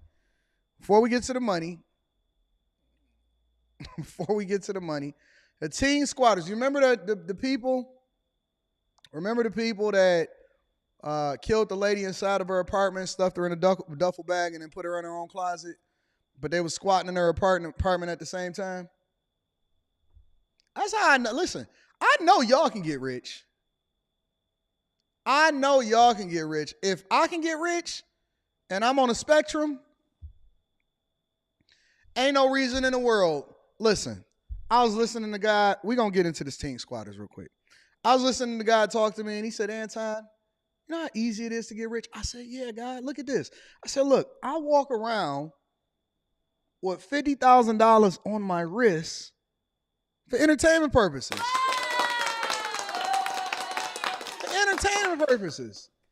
I said, I'm on a spectrum, technically. You know what I'm saying? I said, God, I've always been a lifetime C student. Ain't no way in the world they should have let me get rich inside of the United States of America. Telling me all I had to do was work hard. He said, these people just lazy. They just lazy. You ain't got to be the smartest, the coolest, the most awesome, sharpest knife in the drawer. You ain't got to do none of that. It's always a way for you to legally get rich. Make sure y'all tap into the Patreon. Link is in the description as well as pinned to the top of the chat. All right, let's get into these squatters over here in New York. Oh, they really fit these are the pictures? Look at the girl. I told y'all, what did I tell y'all Q was going to say? I don't live in Houston. I live outside of Houston. I live in Pearland. Pearland. I know Q like the back of my hand. I know her like the back of my hand. I don't live in Houston, y'all. Yeah, I live outside of Houston. Didn't I tell y'all she was going to say that? Hey, can I get a round of applause in the chat because I knew what Q was going to say? Yeah. Hey, shout out to these people that got on these padded vests, though. Let me play this for y'all, and we're going to get to it. 2 suspected squatters arrested for killing a woman in her New York City apartment, stuffing her body in a duffel bag and stealing her car. As squatting plagues the nation, there are numerous internet forums offering how-to guides to getting into a home and establishing a right to be there. So why has squatting become such a widespread problem, and what can people do to protect themselves? Here to discuss is Senior Attorney of Property Rights for Pacific Legal Foundation, Mark Miller. Mark, thanks for being with us this morning. You know, I remember in law school talking about adverse possession, and some of these things you're like, wait, why does this make sense? How do you have your own clear property rights, you know, subverted by somebody just comes in and says, hey, now it's mine? Explain to us really quickly the legal background of squatting. Well, you know, that's exactly right. But this is nothing like adverse possession. We certainly did learn in first year of law school that, you know, if you were to move into someone else's property that was empty, it wasn't clear who owned it, and you were openly living there after a number of years, you know, 5 years in some states, 7 years in other states, longer in others, you could go to court and say, I have a right to be here. I've taken over it. That's not what squatting is. Squatting is nothing like adverse possession, and we need our state legislators. I don't believe in adverse possession. Listen, squatting, adverse possession, it's the same thing to me. If you have gotten something illegally and it's not yours and you didn't take possession of it, that is illegal. I don't care how you want to frame it. That's adverse possession. No, it's not. It's called stealing, squatting. I heard that, love is word. We're going to get to that. I'm going to get to that. It's called stealing. And you know what the worst part about it is? It then turns into other crimes because they don't just steal residency. You often are paying a property. When y'all go into an environment, right? Because renters and owners all have their place in the ecosystem of finance, and all of us helping each other to become greater because we all feed into, one way or another, the tax base that allows for us to have the infrastructure, and then that builds up everything else, right? Your taxes and them paying taxes is what then builds up the community. It provides you the schools, the water, the roads. That's why we are supposed to pay taxes. We're not supposed to pay taxes, and this is where the government is getting it all wrong. And we all start to change things because we've gotten too comfortable. Taxes are not supposed to be so everybody can get rich, becoming a government figure, or for us to have social services. That's not what taxes are for. Taxes are for us to be able to collectively put together monies so that we can then all benefit from it because we all would use the same service together. So we all would drive down a road, or we want the availability to be able to get to and from much quicker, so we pave the roads. We all want to be able to have an education system, and then we want to have teachers in there to teach our children. It's not there for us to have an indoctrination camp, right? It's there for us to provide ourselves what a way for us to be more successful, not continue to lean on it in order for us to justify our illegal spending. It's basic. It's not so people can do what they want to do. It's for judges to hand out the appropriate sentences based off of the sentiments of the people, because they're a reflection of the people that voted them in order to keep our community safe. It's so that we can have police officers keep you safe, and people you don't become a vigilante.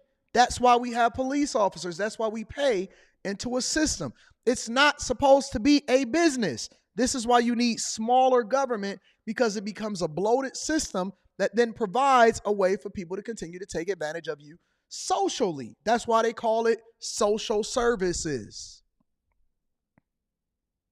It's not there for us to do what we want to do. It's not free money. It's not free money.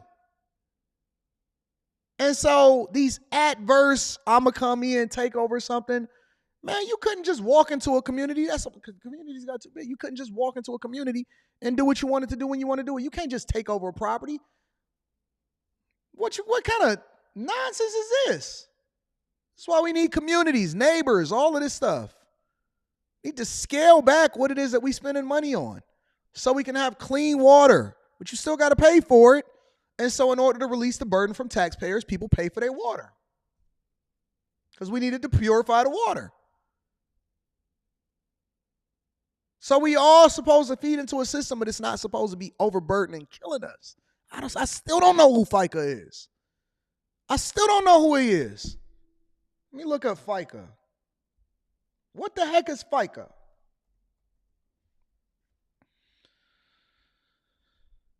Federal Insurance Contributions Act. Is that Social Security? FICA is supposed to be Social Security?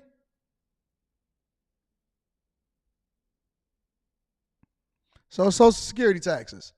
So we in a Ponzi scheme because we paying for people that came before us that didn't pay into the system. Somebody finessed us and said, yeah, man, we need retirement. Let's get the people that came before or the people that's coming after us to pay for us to be able to retire, even though we didn't contribute into the system. So now we running a Ponzi scheme, and it's in the form of FICA. Gotta be kidding me. So every single day, I pay into a system that I don't even have any equity into. That's crazy. Do you know that Social Security is the biggest Ponzi scheme ever? Social Security is the biggest Ponzi scheme in history. And the federal government literally, every single fiscal quarter pushed back the budget so that they can figure out whether or not they want to fund Social Security. What you mean? We pay into it every day. All right, I'm sorry. Squatters. I'm sorry. You know I get off on a tangent. Squatters. We focus on squatters right now. Legislators to start changing the laws to make it clear that squatters do not have any rights to properties at all. But give me the rationale. Why do squatters have rights, Mark? Well, I think it's basically an oxymoron. It's a misunderstanding of the law. Too often, and particularly in our blue states, we treat squatters who have no right to be on your property as if they are tenants. We're seeing this in New York, Illinois, and other states. They just move in. You're not paying attention perhaps for a month in New York, even shorter in other states. And then they say, well, I have a right to be here. They wave around a piece of paper, say, I have a lease. And then law enforcement doesn't really know what to do. And it puts you in a position where you have to evict them. Oh, so they wave around a fraudulent lease that they could draw up, and then a cop's not a judge. He can't sit there and litigate whether or not something is a legitimate contract or not. And now you've got this standoff. Here's some tips, by the way, for avoiding squatting. Lock doors and windows at all times. Routinely check the property for any signs of entry. Make friends with your neighbors and ask them to alert you if they see anyone on the property. Post no trespassing signs on the doors and yard gates. What if I'm a snowbird? What if I'm a snowbird? What if I like to spend my winters in somewhere else? You telling me that if somebody is in my property with bad paperwork, and then I come home so that I could, enjoy my property that I pay taxes for, regardless of whether I'm there or not, then they have rights, and I got to find somewhere else to live until I can get them out in 2 years. Shit. Mark, I know the situation you described for us could happen literally overnight, but do these types of situations that are occurring across the country, is it like somebody goes on vacation, they go away for a long weekend? Like, when does this squatting take place? Well, that's exactly right. The squatters are looking for houses that are easy marks or for apartments. So you need to take measures, as you just said, get to know your neighbors. You want your neighbors to alert you. If they know you and they see something amiss, they're going to call you. I can remember my grandparents who were snowbirds. When they were down in Florida, if something was amiss. Somebody said, Anastasio Rodriguez says, AD, what would you do if you had squatters? Kick in the door, wave in the 4-4. Or you heard us, Papa, don't hit me no more. Kick in the door. I'm looking at you as an intruder. You're trespassing. I look at you as an intruder. Oh my God, my daughter. I'm strapped 100% of the time. 100% of the time I'm strapped. All day, ever. All day, every day, I'm strapped 100% of the time. Miss at their house, the neighbors would call them, or even the police would call them. So get to know your local officer. And you lunged at me, and you tried to kill me. You tried to hurt me coming into my own house. Intruder. We're not going to sit here and negotiate about it. We're not going to talk about it. We're not going to negotiate. I seen you lunging at me in my crib, and you came at me. What is there for us to talk about? I don't know you, man, and I got my daughter behind me. Signs up, make it clear. You want your house to look lived in. The squatter's just like a pickpocket in Times Square looking for an easy mark. So what you need to do is make it clear the squatters need to go bother somebody else, not you. Okay, two questions just as a follow-up short on our way out. One, where is this happening across the country? Like where is it more pronounced a problem than other places? And two, what's in it for the squatters? A couple of days, night, long-term stay? Like why all the effort on behalf of the squatters? Well, it's especially happening on that first question, especially happening on the coast because housing has gotten so expensive. We need our local and state governments and federal government to make it easier to build housing and cheaper. If there's more housing, this is a law of supply and demand. We have a demand for housing. Lies. We need to make housing cheaper. Lies. Let me tell you something. People that are looking to get stuff free, they're not doing it because stuff is too expensive. They doing it just because they criminals. People that are looking to get stuff free and looking to finesse, they ain't doing it because cost is high. Hey, guys, we will have less squatters if we made housing more affordable. Shut up. Stop it. Stop it. A finesser is going to finesse 10 times out of 10. Oh, no, we can afford that $1,500 a month in rent because they lowered the rent. So we're going to, no, they're going to finesse. As long as it's a way for them to continue to finesse the system, that's what they're going to do. And the reason squatters are doing it is what free place to live. Who wouldn't want that? But we need to make it clear to them that they can't do it, that there will be consequences. We need to have laws that make it clear to squatters, if you move in, you're going to be removed very quickly. Free place to live for a little while. We need to speed up what it means a little while, to your point. Mark Miller. Let me tell you something. If you in the place for 2 years, and let's say that rent, let's just use a round number. Let's say $2,000. That's $48,000 that you saved. And they require you not to cut off the utilities and stuff. It's crazy. It's crazy. Man, don't you know that people steal from CVS? People steal from CVS and Walgreens. They steal Band-Aids. You know how cheap Band-Aids are? Do you know how cheap Band-Aids are? They steal Band-Aids. Making stuff more affordable don't stop thieves. Thieves thieve. They steal. What do you think that's because somebody got a car that they're not going to steal yours and then be able to pay their car note as a result of it? Listen, I used to know guys back in the hood. I've seen guys back in the hood that would go and steal. They made a career off of stealing other people's stuff, and then their cars was very, very expensive. And so they would go out and steal everything off of everybody else's car. They ran chop shops, and then they would actually drive in a very, very expensive car. So it wasn't the fact that the car that they had was affordable. It was the fact that they liked stealing. They seen it because it was an easy opportunity for them to take advantage of the system that then was not protecting the people that was buying their stuff legally and taking care of business. What you think that just because it's affordable that they not going to steal? No, they going to steal. And then they went and financed a car that had a $1,500 a month car payment. I say, dang, dog, you riding clean. Stealing everything. Stealing everything. Never had a job, was always riding clean.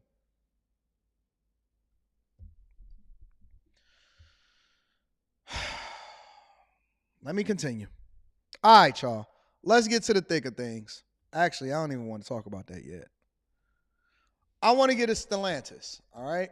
Because before we get over to Apple and we start talking about the fact that Apple is being sued by the United States of America Justice Department for a monopoly, I want to get over into Stellantis because this is a story that had hit my desk, or you guys had sent this to me 1,000 times inside of my email. I appreciate you guys. About the workers over at Stellantis getting fired. All of the engineers got mass fired. Let's talk about it. Make sure y'all hit a like for the algorithm, subscribe to the channel, and turn on your notifications.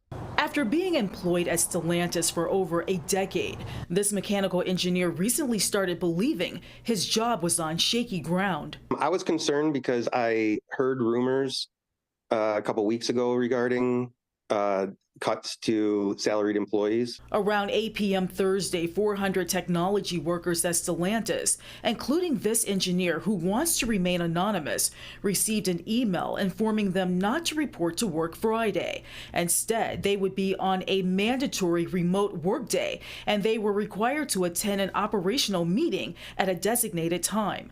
But when workers attended those meetings, they received devastating news. I'm surprised that ain't nobody record themselves getting fired. Usually we'll see something on TikTok about that. It was a mass firing of everybody that was on the call. The news felt like a punch in the gut. Of course it was. Yes, absolutely. Fox 2 requested an on-camera interview with Stellantis, but instead we were provided a statement which reads in part. Somebody in the chat said, why is his face blurred? Because he's smart. Because he's smart. I had read a while ago how people were recording themselves on TikTok and Instagram, getting fired and then posting it so they can get a lot of views and get a lot of likes for their, for their TikTok. This guy is smart. He said, listen, I'll tell you what happened and I'll share with you what happened as an engineer. But the one thing that I'm not going to do is prevent myself from being able to get another job. Let me give a round of applause for the smart ones. I'm not going to be labeled as a problem maker, and then people see my face and say, hey, that's the guy that was talking about as a mechanical engineer that he got fired from Chrysler. Why would you want to put yourself in a position to not be able to get another job. So that's why he blurred his face, because he's willing to talk to the news, but he's not trying to mess up his bag. Smart man. Smart man. He not trying to go viral like these chicks up here recording themselves getting laid off. While we understand this is difficult news, these actions will better align resources while preserving the critical skills needed to protect our competitive advantage as we remain laser focused on implementing our EV product offensive and our Dare Forward 2030 strategic plan. But this worker and others Fox 2 spoke to believe something else is the cause. There's a ton of jobs or positions that they began to outsource to different companies, such as India, Mexico, Brazil. So they continue to push low-cost countries are more efficient for the company and more profitable. As hundreds of employees are let go from Stellantis, many are wondering what impact this will have on the auto industry. The auto industry is making a lot of money, but is facing a lot of challenges. You've got the electrification situation, which is going to cost car makers a lot of money. You've got the new UAW contract that's also costing car makers a lot of money. Oh, wait. Stop that for a minute. Shawn Fain, what did y'all think was going to happen? Listen, if you think that Shawn Fain and the UAW members care anything about the American worker, they don't. They care about their position and whether or not they feel like they were successful in bargaining for their workers so that they can get voted in again. What did you think was going to happen? Why did you think that we renegotiated the North American Free Trade Agreement? What, you thought that the business was just going to absorb those costs? That the shareholders was going to be the one to take the loss? No, that's not what happens. Then what they do is they say, okay, well, we don't have to necessarily make parts in other countries and then bring that resource here. What we're going to do is we're going to get talent from outside of the United States of America and outsource jobs. So now, okay, so somebody else going to have to absorb those costs. Somebody else is going to have to. Listen, when you get a raise, it's the numbers are the numbers. We sit here and talk about all CEOs and automakers, their profits is tied to the success of the company, which means that they're always going to do the thing that's in the best interest of the shareholders, which is themselves. If my profit sharing check, if my success, if the equity that I get in the company, if my bonus is tied to the success of the company as far as keeping certain margins and profitability and ensuring that the company is successful, I'm going to do whatever it is that I can that's in the best interest of the shareholders because I am a shareholder. And so what they do is they start to outsource the things that you used to be good at. Somebody is going to suffer. And so the temporary gain that you get as a line worker is just that, temporary. Because if you don't think that they're working 10 and 15 years into the future to try to figure out how it is that they could outsource you to once your contract is up, you crazy. You crazy. We're in a global market now. We're no longer in a national market. This is an international game that we're playing. This is an international game that they're playing. And so they're going to figure out, okay, well, where is it we can save money while still being able to pump out product? And hopefully that doesn't affect, the end goal, the consumers, as far as what it is that they're buying. Okay, well, somebody going to get axed. And it's going to be hundreds of engineers that suffer as a result of it because they're going to then outsource the work. And then they're going to put out some stupid statement and say, hey, listen, we got to make sure that we right-size the company and right-size engineering and all of this stuff in order to make sure that the company operates great and we can continue to pour into the new mandates that's being operated based off of the federal government. Man, listen. It's a simple math equation. If A plus B don't equal C, then we're going to have to make it work, flat out. Got the new UAW contract that's also costing car makers a lot of money. So it's not only Stellantis. Everybody is looking at the bottom line. In fact, WWJ automotive reporter Jeff Gilbert says other car makers have already made cuts recently. We've seen it at Ford and General Motors also, but today it's happening at Stellantis. Gilbert makes it clear the actions by Stellantis are not reflective of the economy. There is no talk about a downturn in the economy. economy. This is about all of the other costs related to things like electrification, things like new technology. Stellantis told Fox 2 these reductions will be effective March 31st, and it will offer support for those impacted, including a comprehensive separation package and transition assistance. It's sort of sad because just years ago, during the bankruptcy time, our government stuck up for us and bailed us out so that we could continue to be a company. And years later, we merged with another company that just seems to be sort of dissolving us. And it's going to be the same thing with the steel industry. It's going to be the same thing with the film industry. It's going to be the same thing in the music industry. It's going to be the same thing across the board. Nobody is safe. Nobody is safe. Everybody is on the chopping block. And so when I started off this live stream in the very beginning and I said, listen, nobody cares. Do you think that one person that got laid off is sitting here looking for validation as to why they got laid off? Or are they worried about how it is that they're going to be able to feed their family after their severance package run out and they laid off at the end of the month? Feelings is a luxury for people that are actually being able to get some form of assistance and have some validation. That's for people that are comfortable all the time.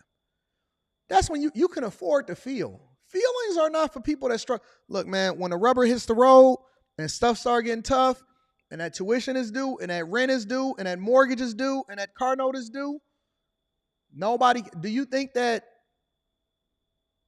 Ford Financial or Chrysler Financial or Mercedes-Benz Financial or Hyundai Financial or Chase Bank or whoever you got your mortgages is through, you think that they'd be like, you know what? We understand. They don't. Toyota Financial, they don't care. Listen, if you can't afford the car, we coming to get it. If you can't afford that mortgage, we going to give you 3 months. We coming to get that house. If you can't afford your property taxes, we coming to get it. And so that's why I keep telling y'all, listen, it's cool to be validated. That's a female trait. I don't need your validation. I need my money. I don't need your validation. I need my money. That's for females. Validation is for women. It's for people that like to feel all the time. It's for people that's always in their emotions. I don't need that. I need my bread. I need my bread. I need my bag. I need everything that's coming to me. And so when I make a decision or when I'm doing what I'm doing, let me take this off my screen. When I do what I do on a daily basis, right? Everything that I do is to make sure that I'm preparing myself in a worst case scenario while at the same time enjoying the fruits of my labor and enjoying life. And so if anything was to ever happen, I talk about my corporate position all the time. I'm prepared. Everything that I get from that is points on the board. Everything that I get from that is points on the board. And so if anything was to ever happen and they say, you know what, Anton, we don't think that it's a good fit anymore, I already won because I leveraged everything that they gave me in order to continue to make more money, or I invested it or I made the decision that was in the best interest of my family. I'm prepared. I'm prepared for the worst case scenario. I'm going to put myself and my family in a position because the only way that I could really do anything for anybody else is to make sure that I'm taking care of myself. I know that nobody is coming to save me. I know that nobody is coming to save me. Ain't nobody thinking about my daughter. If I go poor tomorrow, then my family just poor and ain't nobody going to come and save me. I need my bag, man. And when I get my bag, I'm going to leverage it. I'm going to make sure that I minimize my lifestyle for a long enough period to where I know that I'm safe and I can survive long enough to be able to do what I do. Anton, why did you stay down so long? Why did you stay in your parents' basement even after you had started getting really, really, really big with your money and you started running? Because I was living for free.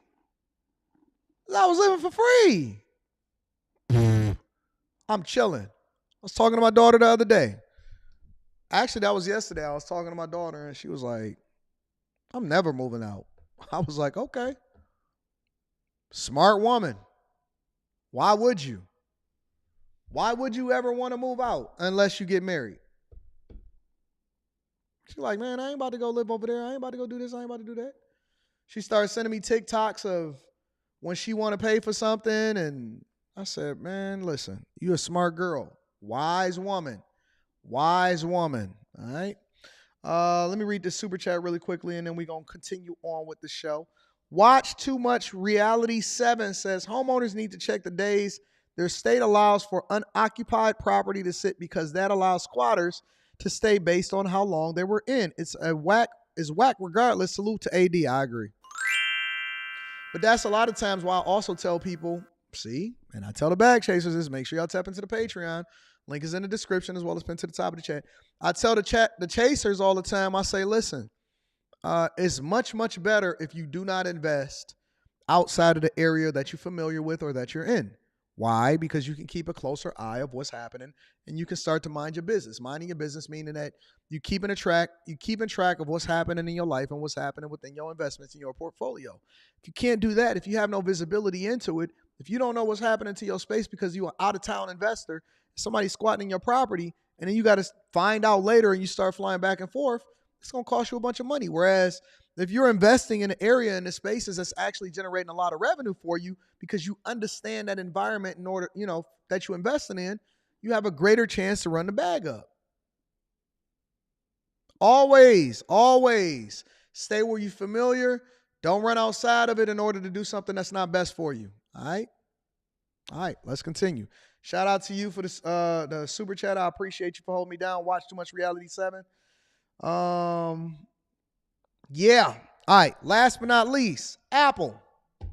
United States of America is suing Apple, claiming that they got a monopoly.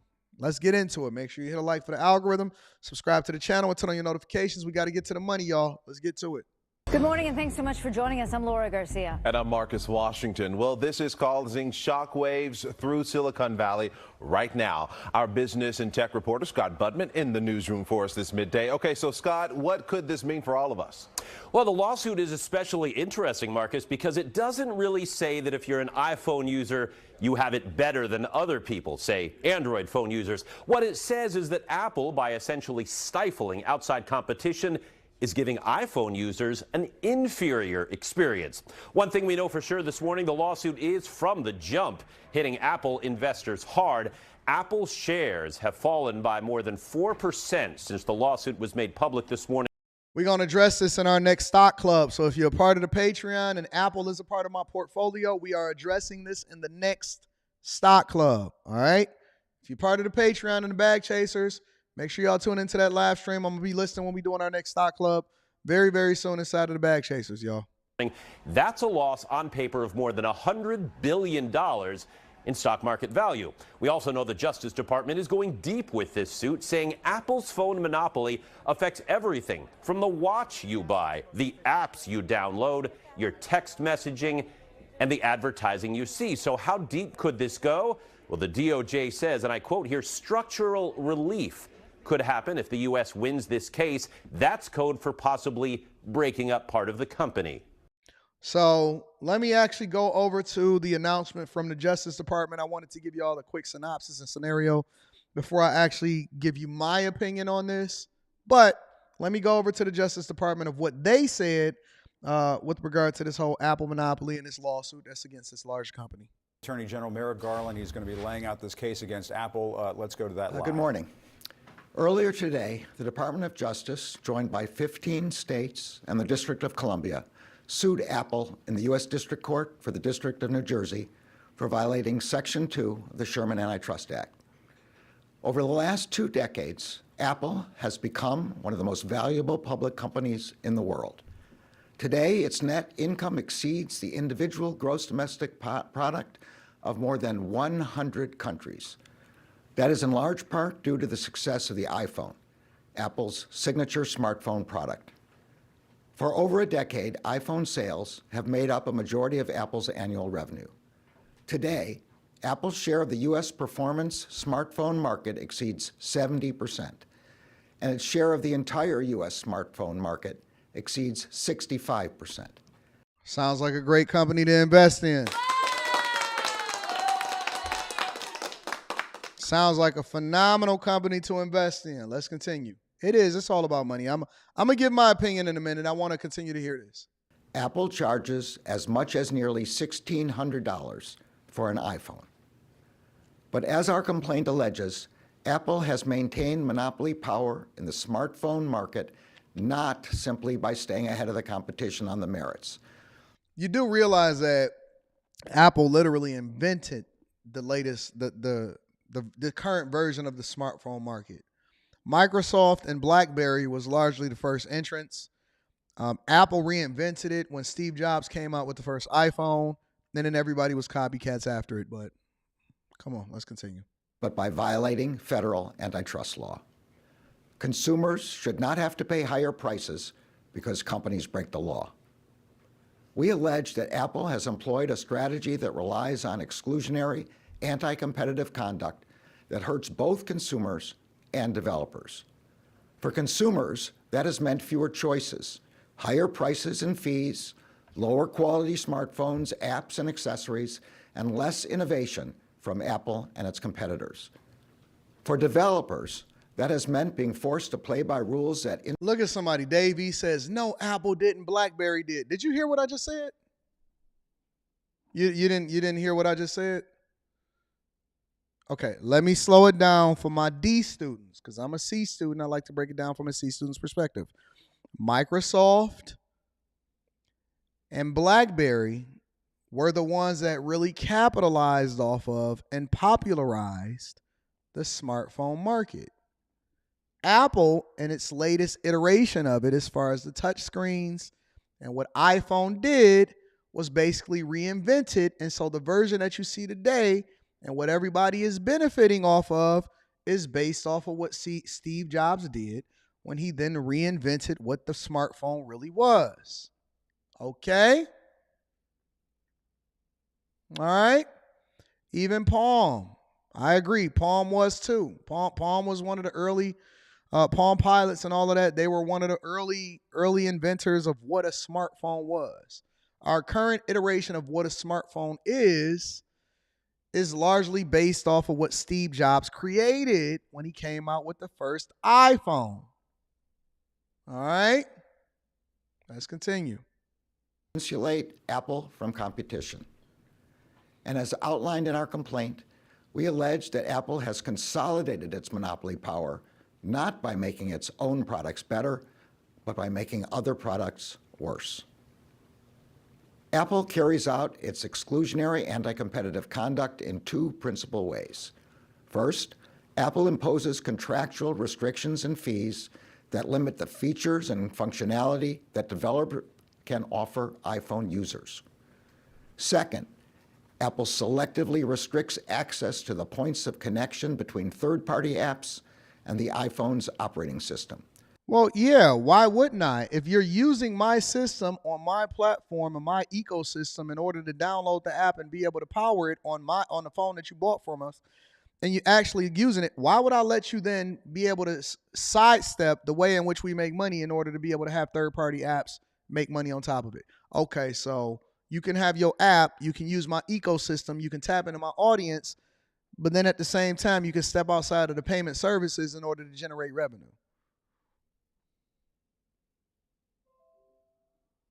That's like letting somebody stay at my house and then plug up their car to my crib without having them pay for some of the fees of the electricity. Why would I let somebody do that? Why would I have outlets on my house and then let somebody else come in, right? And then let them plug up to my crib and then charge their car for free? Why would I buy a business and then let you use my parking lot for free? The parking lot is for customers. Jesus Christ. Degrading the functionality of non-Apple apps and accessories. As a result, for most of the past 15 years, Apple has collected a tax in the form of a 30% commission on the price of any app. Somebody said it's definitely a monopoly. We can't even name more than 3 phone brands. Well, that's because they didn't invest in it. They didn't compete. You got to compete. It's a whole bunch of phone brands. It's 1,000 phone brands. You got to compete. This is crazy. This is crazy. I don't believe that it's a monopoly. I do not. There is literally hundreds of phone brands. Hundreds of phone brands. Downloaded from the App Store, as well as on in-app purchases. Apple is able to command these fees from companies of all sizes. Apple has also suppressed the emergence of programs like cloud streaming apps, including gaming apps, as well as super apps that could reduce user dependence on Apple's own operating system and expensive hardware. And as any iPhone user who has ever seen a green text message or received a tiny, grainy video can attest, Apple's anti-competitive conduct also includes making it more difficult for iPhone users to message with users of non-Apple products. Wait. Did this guy just say anybody that's ever received a green message on an iPhone? Okay. So for all of my Android users, let me bring y'all up to speed of what's happening. So when you message with another iPhone user on an iPhone, right? When you use iMessage, it shows up as blue. If somebody is not on iMessage and then it just goes as a regular text message, then it shows up as green. Did he literally just say, hold on, let me rewind this. Give me a second. Let me just rewind this. Hold on. Apple's anti-competitive conduct also includes making it more difficult for iPhone users to message with users of non-Apple products. Of program all sizes. Apple has also suppressed the emergence of programs like cloud streaming apps, including gaming apps, as well as super apps that could reduce user dependence on Apple's own operating system and expensive hardware. And as any iPhone user who has ever seen a green text message or received a tiny, grainy video can attest, Apple's anti-competitive conduct also includes making it more difficult for iPhone users to message with users of non-Apple products.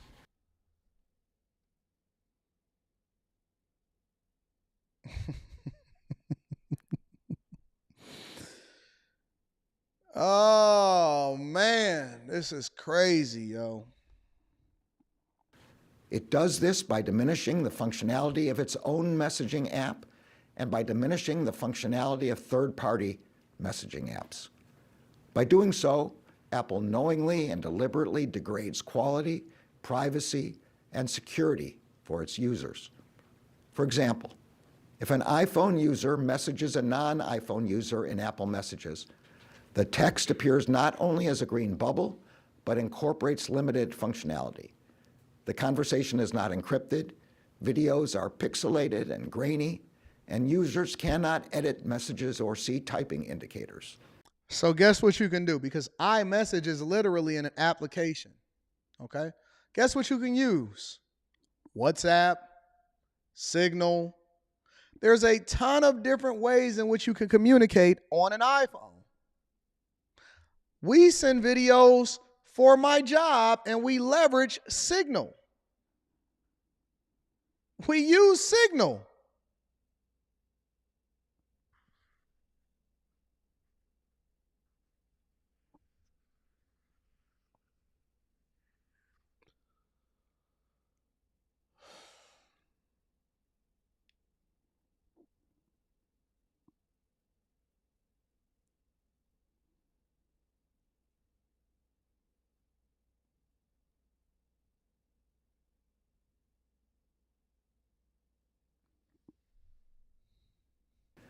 As a result, iPhone users perceive rival smartphones as being lower quality because the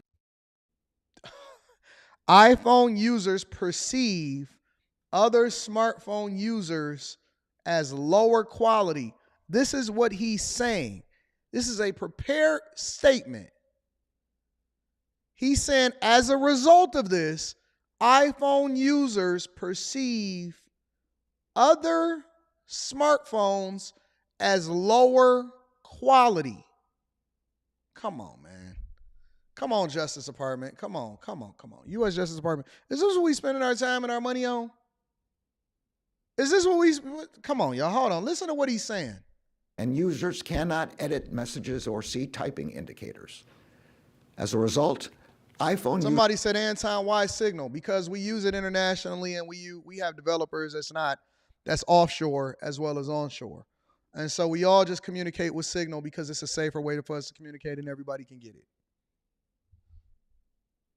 Users perceive rival smartphones as being lower quality because the experience of messaging friends and family who do not own iPhones is worse, even though Apple is the one responsible for breaking cross-platform messaging.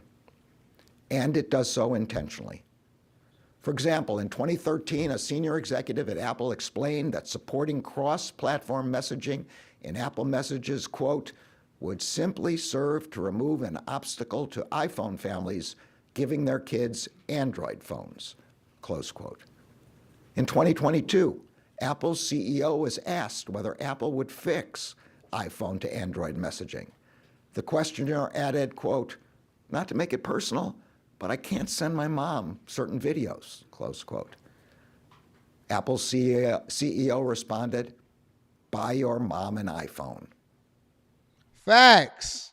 Because let me tell you something. It's not about just the messaging. It's about the cloud infrastructure. It's about AirDrop. Let me tell you something. It is the S-H-I. Shh.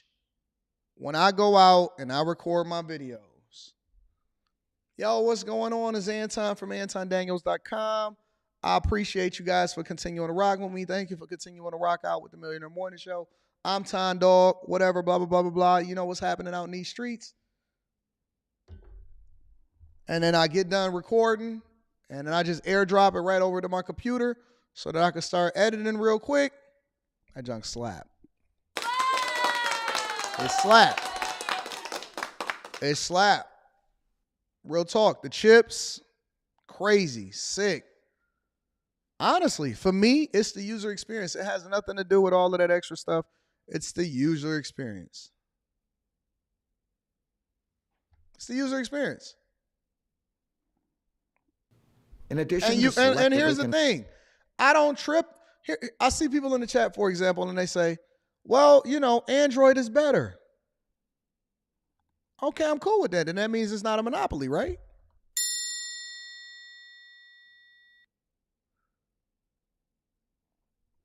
Some people are saying Android is better than the iPhone. Okay, that's the whole idea. If it makes more sense for you based off of what you're doing for your lifestyle, cool. No? Some people like Android, some people like iPhones.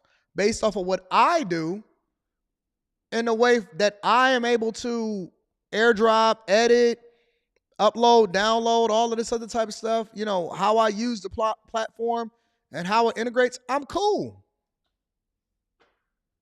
I like it. It's easy. When I'm kicking it with somebody and they just airdrop a video or do this, whatever, me being able to use Apple Pay and all of that, it works for me. And so if y'all saying, well, you know, Android is an open platform, then why y'all don't just buy Androids? If you like Androids, then rock with Androids. What's the problem? If it's awesome, listen, I don't see anybody on Apple with an Apple iPhone say, man, I wish Android would open up their platform. Nobody, it's only one way. It's only one way. Nobody is sitting here on the Apple side saying, man, I wish Android would get their stuff together or whatever. Nobody is complaining. Nobody complains that has an iPhone and says, man, because Android ain't doing it right. They don't trip. They just be like, man, I like my iPhone and I'm cool with it. Nobody is tripping. So if you're using an Android successfully, then why do you care what other people that got iPhones is doing?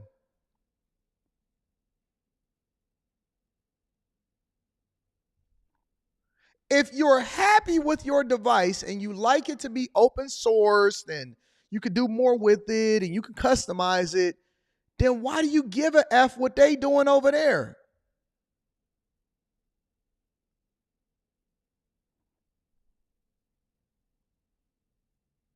It's too restrictive. Okay, well, nobody is forcing you to only get an iPhone. What's the problem? Not only can you get an Android, you can get all types of Androids. You can get a Samsung, you can get an HTC, you can get all of these different types of Android. What is the problem? I understand it. I'm listening to the chat. I'm a chat boy. I like to chat back and forth with the people because that's what makes the show awesome. I'm trying to understand, why are people so bothered by what Apple is doing if they're so happy with the device that they're using? Controlling app distribution and creation. We allege that Apple is violating the law by conditionally restricting developers' access to the interface, which is needed to make an app functional on the Apple operating system. For a product like a smartwatch or a digital wallet to be useful to an iPhone user, it must be able to communicate with the iPhone's operating system. Correct. But Apple creates barriers that make it extremely difficult and expensive for both users and developers to venture outside the Apple ecosystem. When it comes to smartwatches, Apple not only drives users to purchase an Apple Watch, which is only compatible with an iPhone, it also uses its technical and contractual controls to make it harder for someone with an iPhone to use a non-Apple smartwatch. And when it comes to digital wallets, Apple's exclusionary conduct goes a step further. Digital wallets allow users to store and use passes and credentials in a single app, including credit cards, personal identification, movie tickets, and car keys. Correct. Apple Wallet is Apple's proprietary digital wallet on the iPhone. Correct. Apple actively encourages banks, merchants, and other parties to participate in Apple Wallet, but it simultaneously exerts its monopoly power to block these same partners from developing alternative payment products and services for iPhone users. What? For example, Apple has blocked third-party developers from creating competing digital wallets on the iPhone that use what is known as tap-to-pay. So why would I allow for you to create a competitor on my device? If you want to create it for another device or you want to create it for something else, then cool. But why would I let you take money out of my pocket? Why would I let you come into my home? Anyways, I don't know, man. Listen, how I feel about it, honestly, I'm going to be honest with you. I can give my opinion on this and we can go back and forth about the Apple ecosystem, and that has this is different. This is completely different. We can have our opinion when it comes to politics. We can have our opinions when it comes to migrants. We can have our opinions about any of that. When it comes to this type of thing, though, this is different because I don't care about whose opinion is what. We doing this out of fun at this point. I care about whether or not the Justice Department is going to wind up breaking up certain parts of the business and how that's going to affect the stock price. So I brought this to y'all attention to let y'all know that I'm going to be doing a little bit more research as to what could or what couldn't happen, what would be the benefits, the pros and the cons if they win versus them losing, what's the possibility of them winning and losing. So I'm going to do a lot more research for the bag chasers because I think that I need to do an exclusive just for this particular stock and how this is going to play, how long it's going to play out, exactly what the options are, how it would affect the stock price. So the only thing we care about is the money at this point, right? We don't care, like the opinions, that's just all fun and games. The thing that we're trying to understand is how does it affect the stock price, the shareholders, and your portfolio and my portfolio, because I do have this as a significant portion of my portfolio, as you guys already know, all right? So we're going to do some deep diving. I just wanted to give y'all some updates on the news as to what's going on. Doesn't matter if you're an Android user. Doesn't matter if you're an Apple user. I believe it comes back down to the money, and I'm trying to understand exactly what the Justice Department is trying to get out of this. So I'll be doing a deeper dive and a little bit more research, and then we'll be having this conversation inside of the Patreon. And we're going to get to it, all right? Always comes back down to the money. It don't matter how we feel. The only thing that's going to matter is whether or not this lawsuit is the Justice Department can win this lawsuit, and if so, or if not, how that would affect the stock price itself. All right? So that's that. Good show. Good show. Let me read some of these super chats, and then we're going to get to it. I'm an Android user, but I stand with Apple. This is government extortion plan, plain and simple. Shout out to you. I appreciate you, big dog. Victor Williams says, I don't see what Apple is doing wrong. I honestly don't. This lawsuit is a massive reach. More important things to worry about. I agree. But they don't care about our opinion. They already filed their lawsuit. Chris J says, another day, another lawsuit, another drop in the bucket for Apple if found guilty. They don't care, neither do the Apple users and stockholders. Noble Xavier says, we need to add 2 more teachers for room. Tech coach Ralph is in the building, says, can't secure the border but can sue Apple. That's because they're going after money. JC Inc. says having multiple apps on smartphone is Apple's idea. Gotta Love Silverado says, I'm loving this news because it's making Apple stocks more affordable for me. Yeah, it could be a buying opportunity. We'll get into that. Victor Williams says, is Apple the problem or does every other company that has a skill issue get better and release better products people actually want to use? Like, I'll give you an example. There are some people, some companies that are saying that we're not going to create a separate application for the Apple Vision Pro. Okay. It's up to Apple to convince them to participate on the platform. If not, then they don't have to. Let me see. Shout out to Victor Williams. Thank you, my friend, for holding me down. Ken J says, Microsoft went through the same thing in the 90s. They did. They had a bunch of lawsuits. You can write software directly to the kernel on Windows OS. Apple has stifled development here to charge consumers unjustly. Unjustly charging consumers?